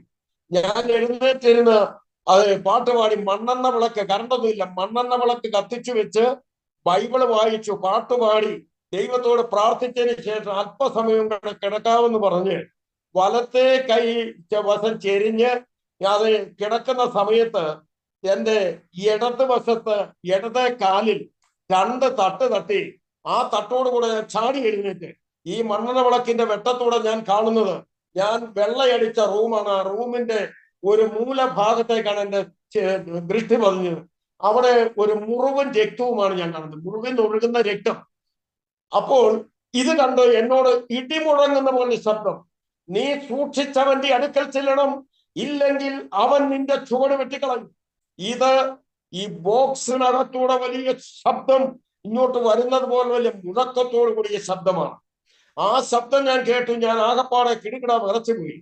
ഞാൻ നേരം വെട്ടം ഒരു ഓടി പാസ്റ്ററുടെ അടുക്കൽ ചെന്ന് ഞാൻ പറഞ്ഞു, അപ്പച്ച ഇങ്ങനെ ഒരു കാഴ്ച കണ്ടു, ഇങ്ങനെ ശബ്ദം ഞാൻ കേട്ടു. അദ്ദേഹം ഇങ്ങനെ താടിക്ക് കൈ കൊടുത്തിരുന്നു വെച്ച് അദ്ദേഹം ചോദിച്ചു. അപ്പോൾ ആ ദൈവദാസന്റെ കാര്യം പറഞ്ഞാൽ രാത്രി 12 മണിക്ക് എന്നാൽ അദ്ദേഹത്തിന്റെ മുറിയിൽ നിന്ന് സ്തോത്രം കേട്ടു, 3 മണിക്ക് ചെന്നാൽ അദ്ദേഹത്തിന്റെ മുറിയിൽ സ്തോത്രം കേട്ടു, പകൽ ആ മുറിയിൽ അദ്ദേഹം ഉണ്ടെങ്കിൽ അവിടെ സ്തോത്രം കേൾക്കും. അങ്ങനെ പ്രാർത്ഥിക്കുന്ന, വചനം ധ്യാനിക്കുന്ന ഒരു ദൈവഭക്തനാണ്. അദ്ദേഹം എന്നോട് ചോദിച്ചു, നീ ഇന്നലെ എവിടെയായിരുന്നു? ഞാൻ പറഞ്ഞു, മല്ലപ്പള്ളി പൊടിയച്ചന്റെ വീട്ടിലായിരുന്നു. പൊടിയച്ചൻ നിന്നോട് എന്നാ പറഞ്ഞു? ഞാൻ പറഞ്ഞു, ഇന്ന പോലെ പറഞ്ഞു. അദ്ദേഹം കോരിന്ത ലേഖനം എടുത്തിട്ട് എന്നോട് പറഞ്ഞു, മോനെ, പിന്മാറ്റക്കാരനുമായി കുശലപ്രസനം പാടില്ല, അവനുമായി ഒരുമിച്ച് ഭക്ഷണം കഴിക്കാൻ പാടില്ല. ഇതാണ് ദൈവവചനം. ദൈവമാണ്, കർത്താവാണ് നിന്നോട് സംസാരിച്ചത്. രക്തം കാണിച്ച് എന്തുകൊണ്ടാ? യേശു നിനക്ക് വേണ്ടി രക്തം ചൊരിഞ്ഞു, യേശുവിന്റെ രക്തത്താൽ നിന്നെ വീണ്ടെടുത്തു. അത് ഈ പിന്മാറ്റക്കാരന്റെ വാക്കിനാൽ നിന്റെ ചുവട് വെട്ടിക്കളയും. അതുകൊണ്ട് അത് ഏറ്റെടുക്കാൻ പാടില്ലെന്ന് നിന്നെ സ്നേഹിക്കുന്ന നിന്റെ കർത്താവ് നിന്നോട് സംസാരിച്ചതാണെന്ന് പറയുവാനിടയായി. പ്രിയമുള്ളവര്, ഈ ദൈവത്തെ നമുക്ക് മറക്കാൻ കഴിയുമോ? ഈ അഭിഷേകത്തെ മറക്കാൻ കഴിയുമോ? ഈ ജീവനുള്ള കർത്താവിനെ മറക്കാൻ കഴിയുമോ? അവൻ ഉയർത്തെഴുന്നേറ്റ് ഇന്ന് ജീവിക്കുന്നെന്ന് പറഞ്ഞാൽ, ഇല്ലെന്ന് ഏതെല്ലാം യുക്തിവാദികൾ പറഞ്ഞാലും, ഏതെല്ലാം സുവിശേഷ വിരോധികൾ പറഞ്ഞാലും നമുക്ക് ധൈര്യത്തോടെ പറയാം. കാരണം നമ്മൾ അനുഭവിക്കുന്ന സത്യമാണ്, അനുഭവിച്ച സത്യമാണ്. ദൈവത്തിന് സ്തോത്രം. അതുകൊണ്ട് അദ്ദേഹം പറഞ്ഞു, അവന്റെ വാക്ക് നിന്റെ ചുവട് വെട്ടുന്നതായിരിക്കും. അതിനുശേഷം അദ്ദേഹത്തിന്റെ വീട്ടിലേതാണ്ട് 1 മാസത്തോളം ഞാൻ പണിതെങ്കിലും ഒറ്റ വാക്കുപോലും ഞാൻ കൈക്കൊള്ളുകയോ അദ്ദേഹം പറയുന്നതിന് തക്കതായ മറുപടി പറയാൻ ദൈവം തമ്പുരാൻ വചനം എനിക്ക് തന്നു. ദൈവത്തിന് സ്തോത്രം. കർത്താവ് അന്ന് എന്നോട് ഇടപെട്ട വചനമാണ്. യേശു സ്നാനമേറ്റ് മരുഭൂമിയിലേക്ക് പോയി. അവിടെ വെച്ച് പിശാച് കർത്താവിനെ പോലും തകർക്കാനായി പരീക്ഷിച്ചു. ആ വിഷയം കർത്താവിനോട് ഇടപെട്ടു. അത് വീണ്ടും ദൈവവചനത്തിൽ ഇങ്ങനെ നമുക്ക് കാണുവാനായിട്ട് കഴിയും. ദൈവത്തിന് സ്തോത്രം. ഒരുവൻ സാത്താൻ നമ്മെ തോൽപ്പിക്കരുത്, അവന്റെ തന്ത്രങ്ങൾ അറിയാത്തവരല്ലല്ലോ. അപ്പോൾ സാത്താന്റെ തന്ത്രശാലിയായ പിശാച് പല വിധത്തിലും നമ്മെ തകർത്ത് കളയാൻ നോക്കും. ഇതുപോലുള്ള അനേക അനുഭവങ്ങൾ എന്റെ ജീവിതത്തിൽ എനിക്ക് പറയാനുണ്ട്. ദൈവത്തിന് സ്തോത്രം. അതെല്ലാം പറയാനായിട്ട് ഞാൻ സമയമെടുക്കുന്നില്ല. കർത്താവിന് സ്തോത്രം. അങ്ങനെ തുടർന്ന് കർത്താവ് എന്നെ തന്റെ വേലയ്ക്കായി ശക്തമായിട്ട് വിളിക്കാൻ തുടങ്ങി. ദൈവത്തിന് സ്തോത്രം. 79-ൽ ഞാനൊരു തീരുമാനമെടുത്തു, എന്റെ കർത്താവിന് വേണ്ടി ഞാൻ എന്നെ സമർപ്പിക്കും. എങ്കിലും 79-ൽ കർത്താവിന് വേണ്ടി സമർപ്പിച്ചെങ്കിലും ഞാൻ അന്നേരം ചിന്തിച്ചത്, കുറെ കൂടെ പണികളൊക്കെ ചെയ്ത് കുറെ പണം ഉണ്ടാക്കിയതിന് ശേഷം ആയിക്കോട്ടെ എന്ന് വിചാരിച്ച്. അപ്പോൾ ആരും ഒരിക്കലും പ്രതീക്ഷിക്കാത്ത പോലെ പണികൾ എനിക്ക് ഓർഡർ വരാൻ. ഞാനപ്പോൾ തടികൾ വിലയ്ക്ക് മേടിച്ച്, തേക്ക് അതും ഇതുമൊക്കെ വിലയ്ക്ക് മേടിച്ച് അറപ്പിച്ച് പണിയാൻ തുടങ്ങി. അങ്ങനെ പണിയാൻ തുടങ്ങിയപ്പോൾ ഒരു രാത്രി ഞാൻ അറുത്ത് കൂട്ടിയിട്ട തടി മുഴുവൻ ആരോ മോഷ്ടിച്ച് കള്ളക്കടത്തിൽ കൂടെ കടത്തിക്കളഞ്ഞു. അപ്പോൾ എന്റെ പണിയാകെ സ്റ്റോപ്പായി. ഞാൻ പലർക്കും സാധനങ്ങൾ പണിത് കൊടുക്കാമെന്ന് പറഞ്ഞത് എനിക്ക് സാധിച്ചില്ല. അപ്പോൾ പാസ്റ്റർ എന്നെ വിളിച്ചു പറഞ്ഞു, മോനെ, ഇത് ദൈവം നിനക്ക് തന്ന അനുഭവമാണ്. നീ കർത്താവിന്റെ വേലയ്ക്കുള്ളവനാണ്. നീ കർത്താവിന്റെ വേലയ്ക്ക് പോകണം. നീ ചിന്തിക്കുന്ന വഴിയിലൂടെ പോയാൽ നടക്കത്തില്ല എന്ന് പറഞ്ഞു. ദൈവം വീണ്ടും ദർശനങ്ങൾ തരാൻ തുടങ്ങി. കർത്താവിന്റെ വേലയെക്കുറിച്ചുള്ള ദർശനം. ഒടുവിൽ കർത്താവ് എന്നോട് സംസാരിച്ചു. നിങ്ങളിൽ നല്ല പ്രവൃത്തി ആരംഭിച്ചവൻ ക്രിസ്തുവിന്റെ നാളോളം അതിനെ തികക്കണം. യെശയ്യാ പ്രവചനത്തിലെ വാക്യം ദൈവം എനിക്ക് തന്നു. അന്ധകാരത്തിൽ ഇരിക്കുന്നവനോട് വെളിയിൽ ഇറങ്ങി വരാൻ പറയാൻ നിന്നെ നിയമിച്ചിരിക്കുകയാണ്.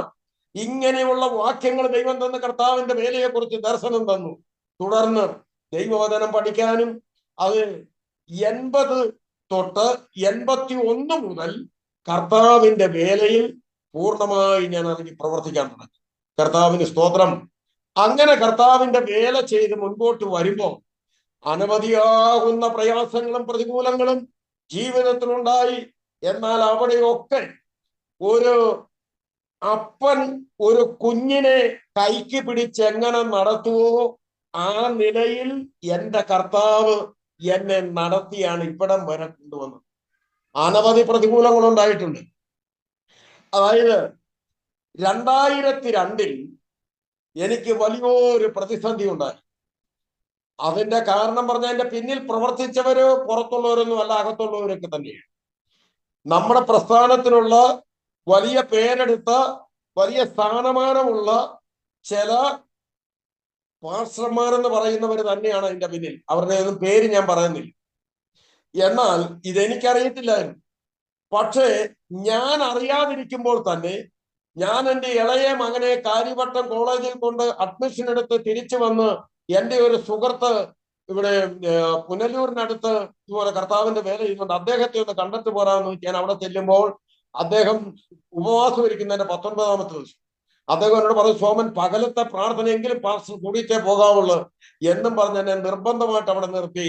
അന്ന് ഒരു സഹോദരി, ഒരു പെൺകുട്ടി അവിടെ ശുശ്രൂഷയ്ക്കായിട്ട് വന്നിട്ടുണ്ട്. അവള് പ്രവചനപരമുള്ളതാണ്. എനിക്കറിയത്തില്ല, ആ കൊച്ചിനെ ഞാൻ കണ്ടിട്ടില്ല. ഈ പാസ്റ്റർക്ക് എന്റെ വിഷയം ഒന്നും അറിയത്തില്ല, അവിടെയുള്ള ഒരു വ്യക്തികൾക്കും അറിയത്തില്ല.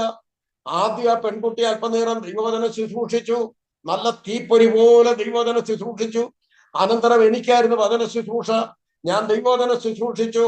ഒരു 5 മിനിറ്റ് കഴിഞ്ഞപ്പോൾ ഈ പെൺകുട്ടി പെട്ടെന്ന് ഞെട്ടി എന്റെ മുഖത്തേക്ക് നോക്കി. എനിക്ക് ആകപ്പാടെ പ്രയാസമായി, എന്തായി സംഭവം എന്നറിയത്തില്ല.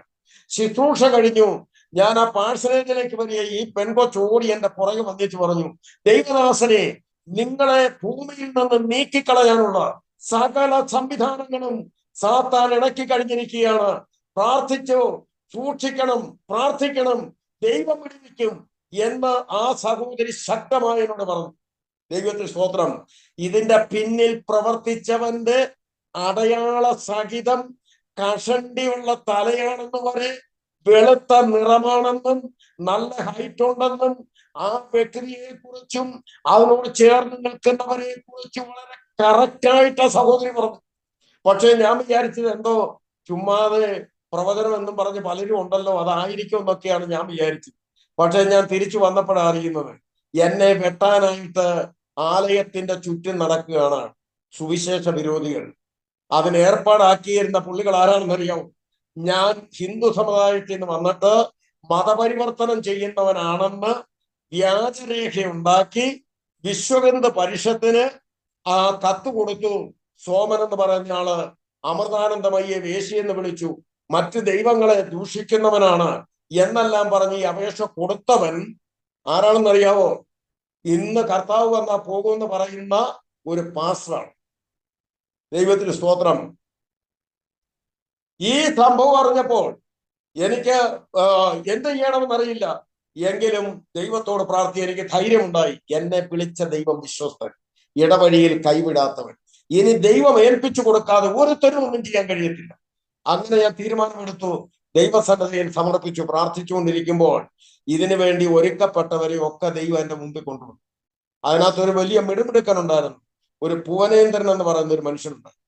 അദ്ദേഹം എന്നോട് ചോദിച്ചു, നിങ്ങളല്ലേ സോമൻ? ഞാൻ പറഞ്ഞു, അതെ. ബൈബിളും കൊണ്ട് ഞാൻ പാർക്കുന്ന പ്രദേശം പ്ലാമൂട് എന്ന് പറയും, അവിടെ വന്നാൽ നിന്റെ തല കാണിക്കുന്നു. ഞാൻ പറഞ്ഞു, എന്റെ സഹോദര, വിഡ്ഢിത്തരം പറയാമെന്ന് പറഞ്ഞു. ബൈബിളും കൊണ്ട് ഇന്നടത്ത് വരരുതെന്ന് പറഞ്ഞാൽ അത് കേട്ട് അനുസരിക്കുന്നവനല്ല ഞാൻ. ബൈബിളും കൊണ്ട് എവിടെ പോകണമെന്ന് എന്നെ അയക്കുന്നവൻ കർത്താവാണ്. ആ യേശു എന്നെ അയച്ചാൽ നിങ്ങളെ പാർക്കും ദേശത്ത് വരും. നിങ്ങളുടെ വീട്ടിലോട്ട് ഞാൻ ചിലപ്പോൾ കയറി എന്ന് വരികയായി. പക്ഷേ ആ ദേശത്ത് ഞാൻ വരും.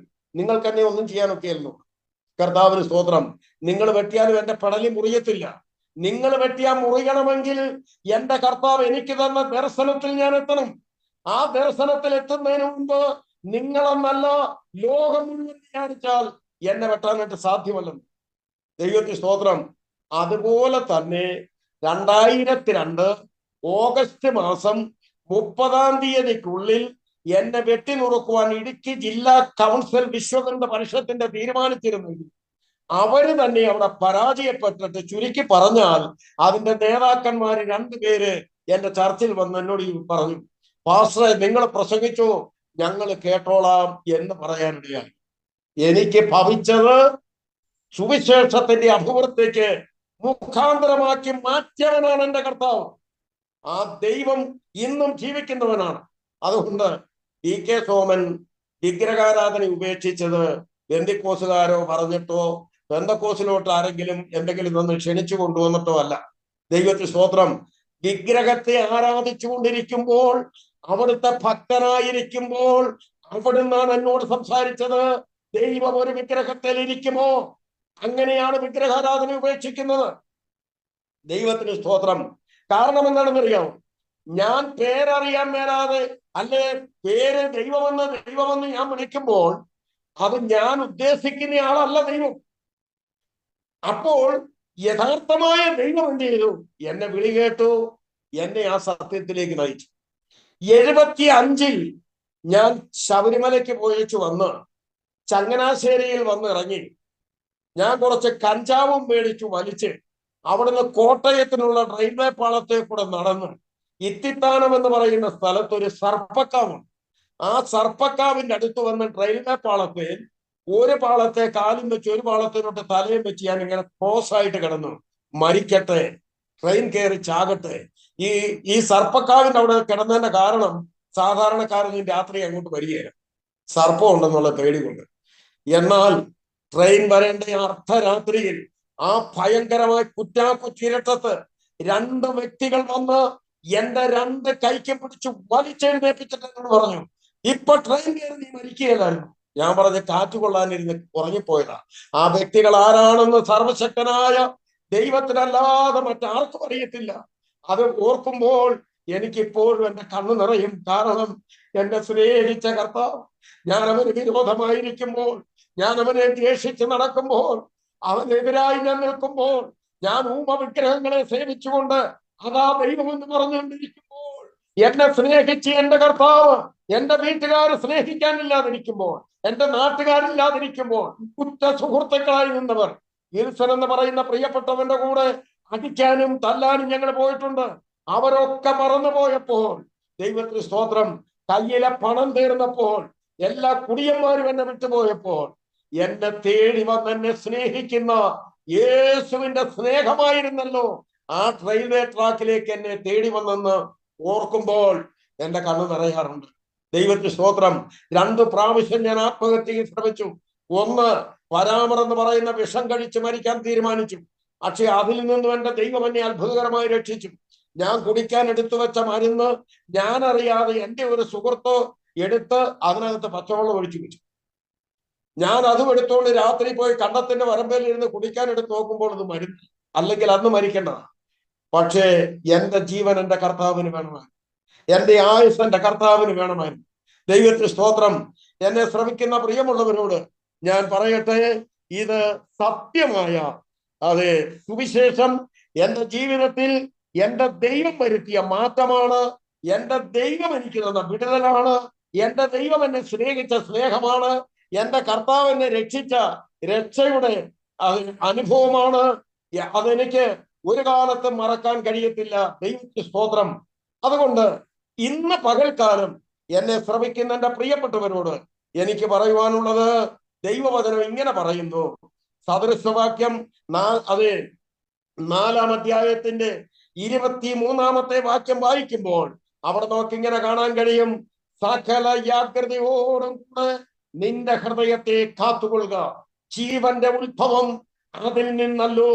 അതേ മനുഷ്യന്റെ സകല ജാഗ്രതയോടും കൂടെ നിന്റെ ഹൃദയത്തെ കാത്തുകൊള്ളുക. അപ്പോൾ ജീവന്റെ ഉത്ഭവം അതിൽ നിന്നല്ലോ. അപ്പോൾ ഹൃദയത്തെ കാക്കാൻ പറഞ്ഞതിന്റെ കാരണം എന്താ? വിലയേറിയത് നമ്മുടെ ഹൃദയത്തെ നിക്ഷേപിച്ചിരിക്കുകയാണ്. കാരണം ഇന്ന് ഒരു ആക്രിക്കടക്കാരന്റെ മുൻപിൽ ഒരു സെക്യൂരിറ്റിയും തോക്കും പിടിച്ച് നിൽക്കത്തില്ല. അത് ഒരു സ്വർണ്ണക്കടയുടെ മുമ്പിലോ ഒരു ബാങ്കിന്റെ മുമ്പിലോ അനേക സെക്യൂരിറ്റികൾ തോക്കും പിടിച്ച് നിൽക്കും. കാരണം വിലപ്പെട്ടത് അതിനകത്തും.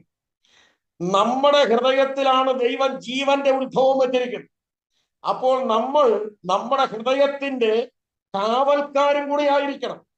ഇതിലേക്ക് ദുഷ്ടപിശാചിന്റെ ചരക്കുകൾ അവൻ കടത്താതിരിക്കണമെങ്കിൽ നമ്മുടെ ഹൃദയത്തെ ജാഗ്രതയോടെ നമ്മൾ കാക്കണം. കാരണമെന്ന് പറഞ്ഞാൽ ഈ ഹൃദയം കൊണ്ട് വിദൂരതയിലേക്ക് പോകാൻ കഴിയും. അപ്പോസ്തല പ്രവൃത്തി 7-ാം അധ്യായം 39-ാമത്തെ വാക്യത്തിൽ സ്തേഫാനോസ് ഇപ്രകാരം പറയുന്നു: ഇസ്രായേൽ ജനം മിസ്രയീമിൽ നിന്ന് വിടുവിക്കപ്പെട്ട് മരുഭൂമിയിൽ വന്നെങ്കിലും അവര് ഹൃദയം കൊണ്ട് മിസ്രയീമിലേക്ക് തിരിഞ്ഞുപോയി. കാരണം അവരുടെ ഹൃദയത്തിൽ പഴയ ചിറ്റുള്ളിയും ചീരുള്ളിയും ഒക്കെ അവരുടെ ഹൃദയത്തിൽ വന്നു. അവർ മിസ്രയീമിലേക്ക് തിരിഞ്ഞുപോയി. അപ്പോൾ ഹൃദയം കൊണ്ട് മിസ്രയീമിലേക്ക് പോകാം. അതിന്റെ കാരണം യിരെമ്യാ പ്രവചനം 17:5 ജഡത്തെ തന്റെ ഭുജമാക്കി, മനുഷ്യനിൽ ആശ്രയിച്ച് ജഡത്തെ തന്റെ ഭുജമാക്കി ഹൃദയം കൊണ്ട് യഹോവയെ വിട്ടുമാറുന്ന മനുഷ്യൻ ശപിക്കപ്പെട്ടവൻ. അപ്പോൾ ഹൃദയം കൊണ്ട് വിട്ടുമാറാം, ജഡമടുത്ത് കാണാം, പക്ഷെ ഹൃദയം കൊണ്ട് വിട്ടുപോകാം. അങ്ങനെ സംഭവിക്കാൻ കാരണം അതിന്റെ 18-9-ാം വാക്യത്തിൽ ഇങ്ങനെ പറയുന്നു: ഹൃദയം എല്ലാത്തിനേക്കാളും കപടവും വിഷമമുള്ളതുമാണ്, അതാരാഞ്ഞറിയുന്നവൻ യഹോവയായ ദൈവം മാത്രമാണ്. അപ്പോൾ നമ്മുടെ ഹൃദയത്തിന്റെ അവസ്ഥകൾ എബ്രായ ലേഖനം 3:12 നമ്മൾ വായിക്കുമ്പോൾ അവിടെ നമുക്ക് ഇങ്ങനെ കാണാൻ കഴിയുന്നു: അവിശ്വാസമുള്ള ജീവനുള്ള ദൈവത്തെ ത്യജിച്ച് കളയുവാൻ തക്കവണ്ണം, ജീവനുള്ള ദൈവത്തെ ത്യജിച്ച് കളയത്തക്കവണ്ണം അവിശ്വാസമുള്ള ദുഷ്ടഹൃദയം നിങ്ങളിൽ ആർക്കും ഉണ്ടാകാൻ പാടില്ല. അപ്പോൾ എന്ത് ചെയ്യാം? ദുഷ്ടഹൃദയമാകണമെങ്കിൽ അവിശ്വാസം കടന്നു വന്നാൽ മതി. ദൈവത്തിലും ദൈവവചനത്തിലുമുള്ള വിശ്വാസം നഷ്ടപ്പെട്ടാൽ നമ്മൾ വേറെ ഒന്നും ചെയ്തില്ലേലും നമ്മുടെ ഹൃദയം ദുഷ്ടഹൃദയമാകും മനുഷ്യന്റെ. അപ്പോൾ അങ്ങനെ ദുഷ്ടഹൃദയമായി മാറരുത് എന്ന് ദൈവവചനം പറയുന്നു. അങ്ങനെ ആകാതിരിക്കണം ഇരുന്നെങ്കിൽ മാത്രമേ യോഹന്നാന്റെ സുവിശേഷം 14-ാം അധ്യായം 1-2 വാക്യത്തിൽ യേശു കർത്താവ് ഇപ്രകാരം പറയുന്നു: നിങ്ങളുടെ ഹൃദയം കലങ്ങിപ്പോകരുത്, ദൈവത്തിൽ വിശ്വസിപ്പീൻ, എന്നിലും വിശ്വസിപ്പീൻ. എന്റെ പിതാവിന്റെ ഭവനത്തിൽ അനേക വാസസ്ഥലങ്ങളുണ്ട്. ഇല്ലെങ്കിൽ ഞാൻ നിങ്ങളോട് പറയുമായിരുന്നു, ഞാൻ നിങ്ങൾക്ക് വേണ്ടി ഒരു സ്ഥലമൊരുക്കാൻ പോകുന്നു. ഞാൻ പോയി സ്ഥലമൊരുക്കിയാൽ വീണ്ടും ഞാൻ മടങ്ങി വരും, ഞാൻ ഇരിക്കുന്ന ഇടത്ത് നിങ്ങളെ ഇരുത്തേണ്ടതിനു വേണ്ടി. ആകയാൽ കലങ്ങിയ ഹൃദയത്തോടെ പോകാൻ കഴിയത്തില്ല. രൂപേൻ വെള്ളം പോലെ തുളുമ്പുന്ന ഹൃദയത്തിന്റെ ഉടമയായതുകൊണ്ട് യാക്കോബ് പറഞ്ഞു, നീ ഒരിക്കലും ശ്രേഷ്ഠനാകത്തില്ല. അതുകൊണ്ട് നമ്മുടെ ഹൃദയത്തിൽ അവിശ്വാസം വരാൻ പാടില്ല. അതേ ഹൃദയം ഉറച്ചിരിക്കണം, ദൈവത്തിലെ വിശ്വാസത്തിൽ ഉറച്ചു നിൽക്കണം. കലങ്ങുന്ന ഹൃദയമാകരുത്. ദൈവത്തിന് സ്തോത്രം. നമുക്കൊരു പ്രത്യാശയുണ്ട്. എന്താണ്? എന്റെ യേശു മടങ്ങി വരും. ലോകത്തിൽ എത്രയെത്ര മഹാന്മാര് ലോകത്തിൽ വന്നിട്ടുണ്ട്, ഏതെല്ലാം അവതാരങ്ങൾ ലോകത്തിൽ വന്നിട്ടുണ്ട്. ഹിന്ദു പുരാണം പറയുമ്പോൾ 10 അവതാരമുണ്ട്, കൂടാതെ 33 കോടി ഈശ്വരന്മാരുണ്ട്. പക്ഷേ ഞാൻ മടങ്ങി വന്ന് ഞാനിരിക്കുന്ന ഇടത്ത് നിങ്ങളെ ഇരുത്തു എന്ന് പറഞ്ഞ ഒരൊറ്റ വ്യക്തി മാത്രമേ ഉള്ളൂ. അത് കർത്താവായ യേശു ക്രിസ്തു മാത്രമാണ്. ദൈവത്തിന് സ്തോത്രം. ഇത് ധൈര്യമായിട്ട് നമുക്ക് എവിടെയും പറയാനായിട്ട് കഴിയും. അതെ, ഞാൻ പറയട്ടെ, ഇത് പറയുന്നതിന്റെ പിന്നിൽ ആരെങ്കിലും കൊന്നു കളഞ്ഞാൽ നമുക്കെന്നാ? അവൻ പോലീസ് സ്റ്റേഷനിൽ പോകുമായിരിക്കും, നമ്മൾ സ്വർഗത്തിലോട്ട് പോകാതെ നമ്മുടെ കർത്താവ് മാത്രമേ നമ്മോട് പറഞ്ഞുള്ളൂ, നിങ്ങളുടെ ഹൃദയം കലങ്ങിപ്പോകരുത്, ഞാൻ മടങ്ങി വരും. എല്ലാവരും ആരും തന്നെ ഈ ലോകത്തിലേക്ക് പിന്നെ മടങ്ങി വരുമെന്നോ നമ്മെ അവരുടെ കൂടെ ഇരുത്താമെന്നോ പറഞ്ഞ ഒരൊറ്റ വ്യക്തി പോലും ഇല്ല. അങ്ങനെയുള്ളവൻ യേശു മാത്രമാണ്. 10 അവതാരങ്ങളോ 33 കോടി ഈശ്വരന്മാരിലോ ആരും പറഞ്ഞിട്ടില്ല. ഈ ഹൈന്ദവ സഹോദരങ്ങൾ എന്നോട് പറഞ്ഞു, നിന്നെ ഞെരിച്ചൊടിച്ചു കൊന്നുകളയുന്നതാണ്. ഒരു ഹിന്ദുവായ നീ ക്രിസ്തുമതം സ്വീകരിക്കും. ഞാൻ പറഞ്ഞു ഞാനിത് വേണ്ടെന്ന് വെക്കാം. അപ്പോൾ ഒരു കാര്യം നിങ്ങൾ ചെയ്യണം. ഞാൻ യേശുവിനെ വേണ്ടെന്ന് വെക്കുമ്പോൾ യേശുവിനേക്കാൾ വലിയവനോ ഇനി ഒരുപക്ഷെ യേശുവിന് തത്തുല്യമായ ഒരുവനെയോ നിങ്ങൾ എനിക്ക് കാണിച്ചു തന്നാൽ മതി, ഞാനിത് വേണ്ടെന്ന് വെക്കാം. എവിടെ നിന്നെടുക്കും? ആരെ കൊണ്ടുവരും? ലോകം മുഴുവൻ തപ്പിയ യേശുവിന് തുല്യമായി പാട്ടുകാരൻ പാടുന്ന പോലെ എന്റെ പ്രിയനെ പോൽ സുന്ദരനായി മറ്റാരെയും കാണുന്നില്ല, ആരെയും കാണത്തില്ല. ലോകം മുഴുവൻ തപ്പിയാ കാണത്തില്ല. ദൈവത്തിന് സ്തോത്രം.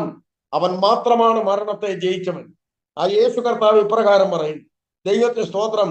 അതുകൊണ്ട് ഹൃദയം കലങ്ങേണ്ട സംഭവങ്ങളുണ്ട്. ലൂക്കോസ് 21:34-35 വാക്യങ്ങൾ വായിക്കുമ്പോൾ അവിടെ നമ്മൾ ഇങ്ങനെ കാണുന്നു, നിങ്ങളുടെ ഹൃദയം അതിഭക്ഷണത്താലും മദ്യപാനത്താലും ഉപജീവന ചിന്തകളാലും ഭാരപ്പെട്ടിട്ട് ആ ദിവസം നിങ്ങൾക്ക് കണി പോലെ വരരുത്. കർത്താവിന്റെ കാഹളം ധ്വനിക്കുന്ന ഒരു സുദിനമുണ്ട്. ആ ദിവസം കണി പോലെ വരാതിരിക്കണമെങ്കിൽ ലോകത്തിനു വേണ്ടി, ലോക ചിന്തയ്ക്ക് വേണ്ടി, ലോകത്തിലെ ധനത്തിനു വേണ്ടി, അതേ ലോക സുഖങ്ങൾക്ക് വേണ്ടി, ജഡിക ഇമ്പങ്ങൾക്ക് വേണ്ടി നീ നിന്നാൽ ആ ദിവസം കണി പോലെ വരും. അതുകൊണ്ട് അങ്ങനെ സംഭവിക്കരുത് എന്ന് പറഞ്ഞ് നമുക്ക് വാണിംഗ് തന്നിരിക്കുന്നവൻ, ജാഗ്രതയോടെ കാത്തിരിക്കാൻ പറഞ്ഞവൻ യേശു കർത്താവ് മാത്രമാണ്. ദൈവത്തിന് സ്തോത്രം. അതുകൊണ്ട് ദൈവവചനം ഇങ്ങനെ പറയുന്നു, ഇത് കണി പോലെ വരാതെ ഇരിക്കണമെങ്കിൽ നമ്മുടെ ഹൃദയത്തെ നമ്മൾ എന്ത് ചെയ്യണം? അതെ, സദൃശവാക്യം അതിന്റെ സദൃശവാക്യത്തിൽ 23-26 വാക്യത്തിൽ നാം ഇങ്ങനെ വായിക്കുന്നു, മകനെ നിന്റെ ഹൃദയം നീ എനിക്ക് തരിക. എന്റെ സാക്ഷ്യം കേൾക്കുന്ന ഏതെങ്കിലും പ്രിയപ്പെട്ടവരുണ്ടെങ്കിൽ ആ പ്രിയപ്പെട്ടവരോട് ഞാൻ ദൈവസ്നേഹത്തിൽ വളരെ വിനയപുരസ്സരം ഞാൻ അപേക്ഷിക്കുകയാണ്. മദ്യത്തിനോ മയക്കമരുന്നിനോ ലോക ഇമ്പങ്ങൾക്കോ താൽക്കാലിക സുഖത്തിനോ നിങ്ങളുടെ ഹൃദയത്തെ വിട്ടുകൊടുക്കാതെ യേശുവിന്റെ കരങ്ങളിലേക്ക് കൊടുക്കുക. അവിടെ മാത്രമാണ് ഹൃദയം സുരക്ഷിതമായിരിക്കാൻ കഴിയുന്നത്. ദൈവത്തിന് സ്തോത്രം. മകനെ നിന്റെ ഹൃദയം നീ എനിക്ക് തരിക. നമ്മുടെ വീട്ടിൽ വാതിക്കൽ വന്നു നിന്ന് ഒരു ഭിക്ഷക്കാരൻ ഭിക്ഷ ചോദിക്കുന്ന പോലെ കേവല കൃമികളിൽ കൃമികളായ നമ്മുടെ മുൻപിൽ ദൈവം കേഴുന്നു. യേശു അപ്പച്ചൻ കേഴുന്നു, മകനെ മകളെ നിന്റെ ഹൃദയം നീ എനിക്ക് തരിക. അവൻ നിന്റെ പണമല്ല ചോദിക്കുന്നത്, നിന്റെ സ്വത്തുക്കളല്ല ചോദിക്കുന്നത്, നിന്റെ ഹൃദയം നീ എനിക്ക് തരിക. അതാവശ്യപ്പെടുന്നവനാണ് കർത്താവ്. ലോകത്തിലെ എല്ലാവരും അതേ നിന്റെ സമ്പത്ത് ആഗ്രഹിക്കുമ്പോൾ, നേർച്ചകൾ ചോദിക്കുമ്പോൾ, പണം ചോദിക്കുമ്പോൾ, അത് യേശു ചോദിക്കുന്നത്, നിന്നെ ഞാൻ നിനക്ക് സമാധാനം തന്ന് നിന്നെ നിത്യതയുടെ തീരത്തിൽ നിനക്ക് നഷ്ടപ്പെട്ടു പോയ ദൈവിക സാന്നിധ്യം, ദൈവിക ചൈതന്യം, ദൈവാനുരൂപമായ അനുഭവം നിനക്ക് പുനഃസ്ഥാപിച്ച് കോടാനുകോടി എണ്ണമില്ലാത്ത യുഗങ്ങൾ സർവേശ്വരനായ ദൈവത്തോടുകൂടെ വാസം ചെയ്യുന്ന അനുഭവത്തിലേക്ക് നിന്നെ കൊണ്ടുവരുവാൻ എന്റെ കർത്താവ് ആഗ്രഹിക്കുന്നത് കൊണ്ട് യേശു പറയുന്നു, മകനെ നിന്റെ ഹൃദയത്തെ നീ എനിക്ക് തരിക. ദൈവത്തിന് സ്തോത്രം. ആകയാൽ ഈ ഹൃദയം കർത്താവിന്റെ കയ്യിൽ കൊടുത്തില്ലെങ്കിൽ അനന്യാസിനോടും സഫീറയോടും പരിശുദ്ധാത്മാവിൽ നിറഞ്ഞ് പൗലോസ് പറയുന്നു, നിന്റെ ഹൃദയം സാത്താൻ കൈവശമാക്കി. അപ്പോൾ പ്രിയമുള്ളവരെ, നമ്മുടെ ഹൃദയം സാത്താൻ കൈവശമാക്കും. ഇപ്പോൾ ഒരു തെങ്ങിൽ തേങ്ങ ഉണ്ടായത് കൊണ്ട് അത് തെങ്ങാണെന്ന് തീരുമാനിക്കുകയല്ല, തെങ്ങ ആയതുകൊണ്ട് അത് തേങ്ങ ഉണ്ടായി. എന്തുകൊണ്ട് മദ്യത്തിനും മയക്കുമരുന്നിനും മറ്റു വെറിക്കൂത്തിനും കുടുംബകലഹങ്ങൾക്കും ജഡിക ഇമ്പങ്ങളിലും അതേ മുഴുകി ജീവനുള്ള ദൈവത്തെ തിരിച്ചറിയാതെ ദൈവത്തെ മാനിക്കാതെ പോകുന്നതിന്റെ കാരണം എന്താണ്? പാപം മനുഷ്യനിൽ ഇരിക്കുന്നത് കൊണ്ട് ആ പാപത്തിന്റെ ഫലങ്ങളാണത്. കർത്താവ് പറഞ്ഞു, ഫലം കൊണ്ട് വൃക്ഷത്തെ തിരിച്ചറിയാം. അതുകൊണ്ട് വൃക്ഷം ഏതാണെന്ന് മനസ്സിലാക്കുന്നതിന്റെ ഫലം അതിലുണ്ട്. ആ വൃക്ഷത്തിന്റെ സ്വഭാവം എന്തോ ആ സ്വഭാവമാണ് ഫലമായിട്ട് കാണുന്നത്. ഇതുപോലെ നമ്മിൽ പാപം ഏക മനുഷ്യനാലുണ്ടായ പാപം, പാപത്താലുണ്ടായ മരണം, ആ പാപത്തിന്റെ ശമ്പളമായ മരണത്തിന് യോഗ്യരായി തീർന്നിരിക്കുന്ന നമ്മിൽ പാപത്തിന്റെ ഫലങ്ങൾ പുറപ്പെടുന്നു. ആ പാപത്തിന്റെ തായ്വേരാണ് കാൽവറി കൊലക്കളത്തിൽ എന്റെ യേശു ചങ്കിൽ നിന്ന് ചൊരിഞ്ഞ ചോര വിശ്വാസത്താൽ നിന്റെ ജീവിതത്തിലേക്ക് വരുമ്പോൾ പാപത്തിന്റെ തായ്വേര് കരിഞ്ഞു പോവുകയാണ്. അതാണ് നമ്മുടെ ജീവിതത്തിൽ ഉണ്ടാകേണ്ട രൂപാന്തരം. എന്റെ ജീവിതത്തിൽ 76 ഡിസംബർ മാസം 6-ാം തീയതി രാത്രി 1 മണിക്ക് ആ യേശുവിന്റെ ചോര ഈ ആശാരിയായ സോമന്റെ ഹൃദയത്തിലേക്ക്, ദൈവവചനം പറയുന്നത്, വെളിച്ചം ലോകത്തിലേക്ക് വന്നു. ഏത് മനുഷ്യനെയും പ്രകാശിപ്പിക്കുന്ന വെളിച്ചം. ഏത് മനുഷ്യൻ, ഏത് കുലത്തിലായിക്കൊള്ളട്ടെ, ഏത് കുടുംബത്തിലായിക്കൊള്ളട്ടെ, നിന്റെ യോഗ്യത എന്തായിക്കൊള്ളട്ടെ, വിദ്യാഭ്യാസമുള്ളവനോ വിദ്യാഹീനനോ ധനവാനോ ധനഹീനനോ ആരുമായിക്കൊള്ളട്ടെ, ദൈവത്തിന് സ്തോത്രം. മനുഷ്യനായി ഭൂലോകത്തിന്റെ നാലതിരിന്റെയും നടുവിലുള്ള സമസ്ത ജനവർഗങ്ങളിൽപ്പെട്ടവര് ആരുമായിക്കൊള്ളട്ടെ, ആഫ്രിക്കക്കാരനോ അതെ ആരുമായിക്കൊള്ളട്ടെ, ഇംഗ്ലണ്ടുകാരനോ ഇന്ത്യക്കാരനോ ആരുമായിക്കൊള്ളട്ടെ, മനുഷ്യനായി പിറന്ന സകല മനുഷ്യവർഗത്തിനും ദൈവത്തിന്റെ മക്കളായി തീരാൻ അവൻ അധികാരം തന്നു. അത് നമ്മൾ വിനിയോഗിക്കണം. അതാണ് യോഹന്നാൻ 1:12 പറയുന്നത്, അവനെ കൈക്കൊണ്ടവന്റെ നാമത്തിൽ വിശ്വസിക്കുന്ന ഏവർക്കും ദൈവമക്കളായി തീരാൻ അവൻ അധികാരം തന്നു. ദൈവത്തിന് സ്തോത്രം.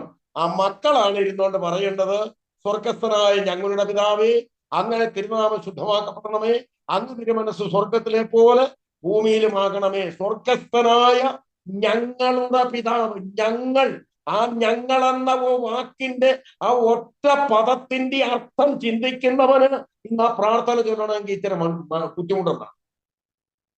ആ ഒരൊറ്റ പദം, ഞങ്ങൾ എന്നുള്ള ഒരു ഒറ്റ പദം ചിന്തിക്കണം. ആരായി ഞങ്ങൾ? ലോകത്തിലുള്ള എല്ലാ വിഭാഗത്തിൽ ആദിവാസിയോ വന്നവാസിയോ ആരുമാകട്ടെ, ദൈവത്തിന് സ്തോത്രം, യേശുവിന്റെ അടുക്കൽ വന്നാൽ അവനെ പ്രകാശിപ്പിക്കും. അതാണ് വെളിച്ചം. അതുകൊണ്ടാണ് ദൈവവചനം പറയുന്നത്, ദൈവത്തിന് സ്തോത്രം, നിങ്ങളോ അന്ധകാരത്തിൽ നിന്നും തന്റെ അത്ഭുത പ്രകാശത്തിലേക്ക് വിളിച്ചവന്റെ സൽഗുണങ്ങളെ ഘോഷിപ്പാൻ തക്കൊണ്ട് തിരഞ്ഞെടുക്കപ്പെട്ട ഒരു ജാതിയും രാജകീയ പുരോഹിതവർഗവും വിശുദ്ധ വംശവും സ്വന്തം ജനവുമാകുന്നു. ആകയാൽ നമ്മുടെ ഹൃദയം നമ്മുടെ കർത്താവിന്റെ കരങ്ങളിൽ കൊടുക്കാം. അത് അപ്പോസ്തലന്മാർ ഇപ്രകാരം പറഞ്ഞു. ഫിലിപ്പോസ് ശമര്യയിൽ ചെന്ന് സുവിശേഷം പ്രസംഗിച്ചു. പലരും അവനിൽ കൂടെ നടന്ന ദൈവപ്രവൃത്തി കണ്ടപ്പോൾ വിശ്വസിച്ച് സ്നാനമേറ്റു. ആ കൂട്ടത്തിൽ ശീമോനും സ്നാനപ്പെട്ടു. പക്ഷെ ആ ശീമോനെ കുറിച്ച് പറയുന്നുണ്ട്, ഈ ദൈവദാസന്മാർ എന്ന് പ്രാർത്ഥിച്ചപ്പോൾ അവർക്ക് അഭിഷേകം പ്രാപിച്ചവർ അന്യഭാഷ പറഞ്ഞു ദൈവത്തെ സ്തുതിക്കുന്ന കണ്ടപ്പോൾ ശീമോൻ പറഞ്ഞു, ശീമോൻ നേരത്തെ മന്ത്രവാദിയായിരുന്നു, പുള്ളി എന്നേച്ച് കുറച്ച് പൈസയും കൊണ്ട് എന്നേച്ച് പറഞ്ഞു, ഈ കാശം കൊണ്ട് തരാം, ഈ അധികാരം എനിക്ക് തരാൻ പറഞ്ഞു.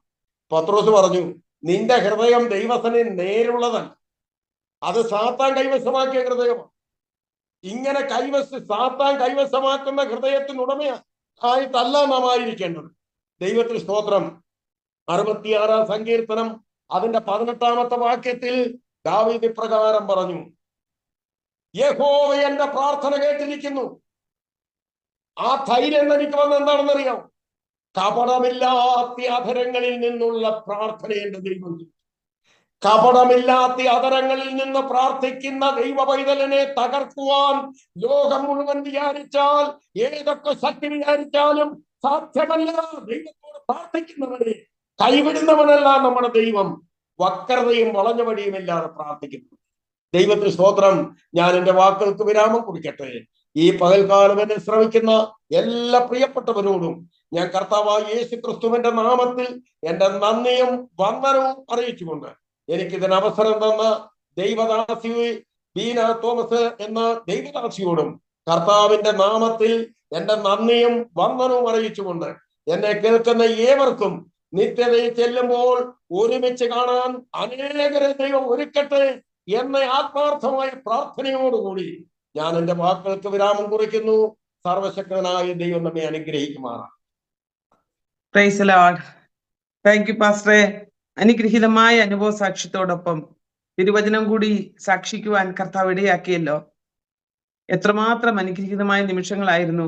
ഈ സാക്ഷ്യം അനേകർക്ക് ആശ്വാസമാകട്ടെ, അനേകരെ കണ്ണ് തുറപ്പിക്കുന്നതാകട്ടെ, അനേകരെ ക്രിസ്തുവിങ്കിലേക്ക് അടുപ്പിക്കുന്നതായി മാറട്ടെ എന്ന് ഞാൻ ആഗ്രഹിക്കുകയും പ്രാർത്ഥിക്കുകയും ചെയ്യുന്നു. ഒരു നിമിഷം കർത്തദാസിന് വേണ്ടി ഞാൻ പ്രാർത്ഥിക്കുന്നു. കർത്താവേ, ഈ നല്ല സമയത്തിനായിട്ട് സ്തോത്രം. ഇത്രത്തോളം കർത്താവ് തന്റെ ദാസനെ ശക്തീകരിച്ചല്ലോ. ദൈവമേ, അന്ധകാര കുഴിയിൽ നിന്നും അത്ഭുത പ്രകാശത്തിലേക്ക് വിളിച്ചു കൊണ്ടുവന്നു. അങ്ങയുടെ സൽഗുണങ്ങളെ ഘോഷിപ്പാൻ തിരഞ്ഞെടുത്തു.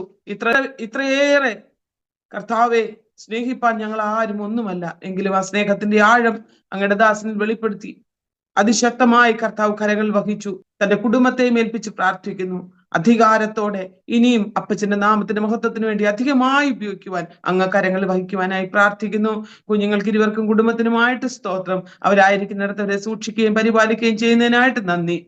തന്നെ ഏൽപ്പിച്ച വേലകളിൽ അതിശക്തമായി ഉപയോഗിക്കേണ്ടതിനായിട്ട് പിന്നെയും പ്രാർത്ഥിക്കുന്നു. പ്രാർത്ഥന കേട്ടതിനായി സ്തോത്രം. യേശു ക്രിസ്തുവിൻ വിലയേറിയ നാമത്തിൽ തന്നെ. ആമീൻ, ആമീൻ, ആമീൻ. Praise lord. താങ്ക് യു പാസ്റ്ററെ. God bless you. ഇത്രത്തോളം ഞങ്ങളോടൊത്ത് ആമീൻ തന്റെ അനുഭവ സാക്ഷ്യം പങ്കുവയ്ക്കുവാൻ കർത്താവ് ഇടയാക്കിയതിനായിട്ട് നന്ദി പറയുന്നു. അനേകായിരങ്ങൾക്ക് ഇനിയും ഒരാശ്വാസവും സന്തോഷവുമായി മാറട്ടെ എന്ന് പ്രാർത്ഥിച്ചുകൊണ്ട് ഗോഡ് ബ്ലസ് യു.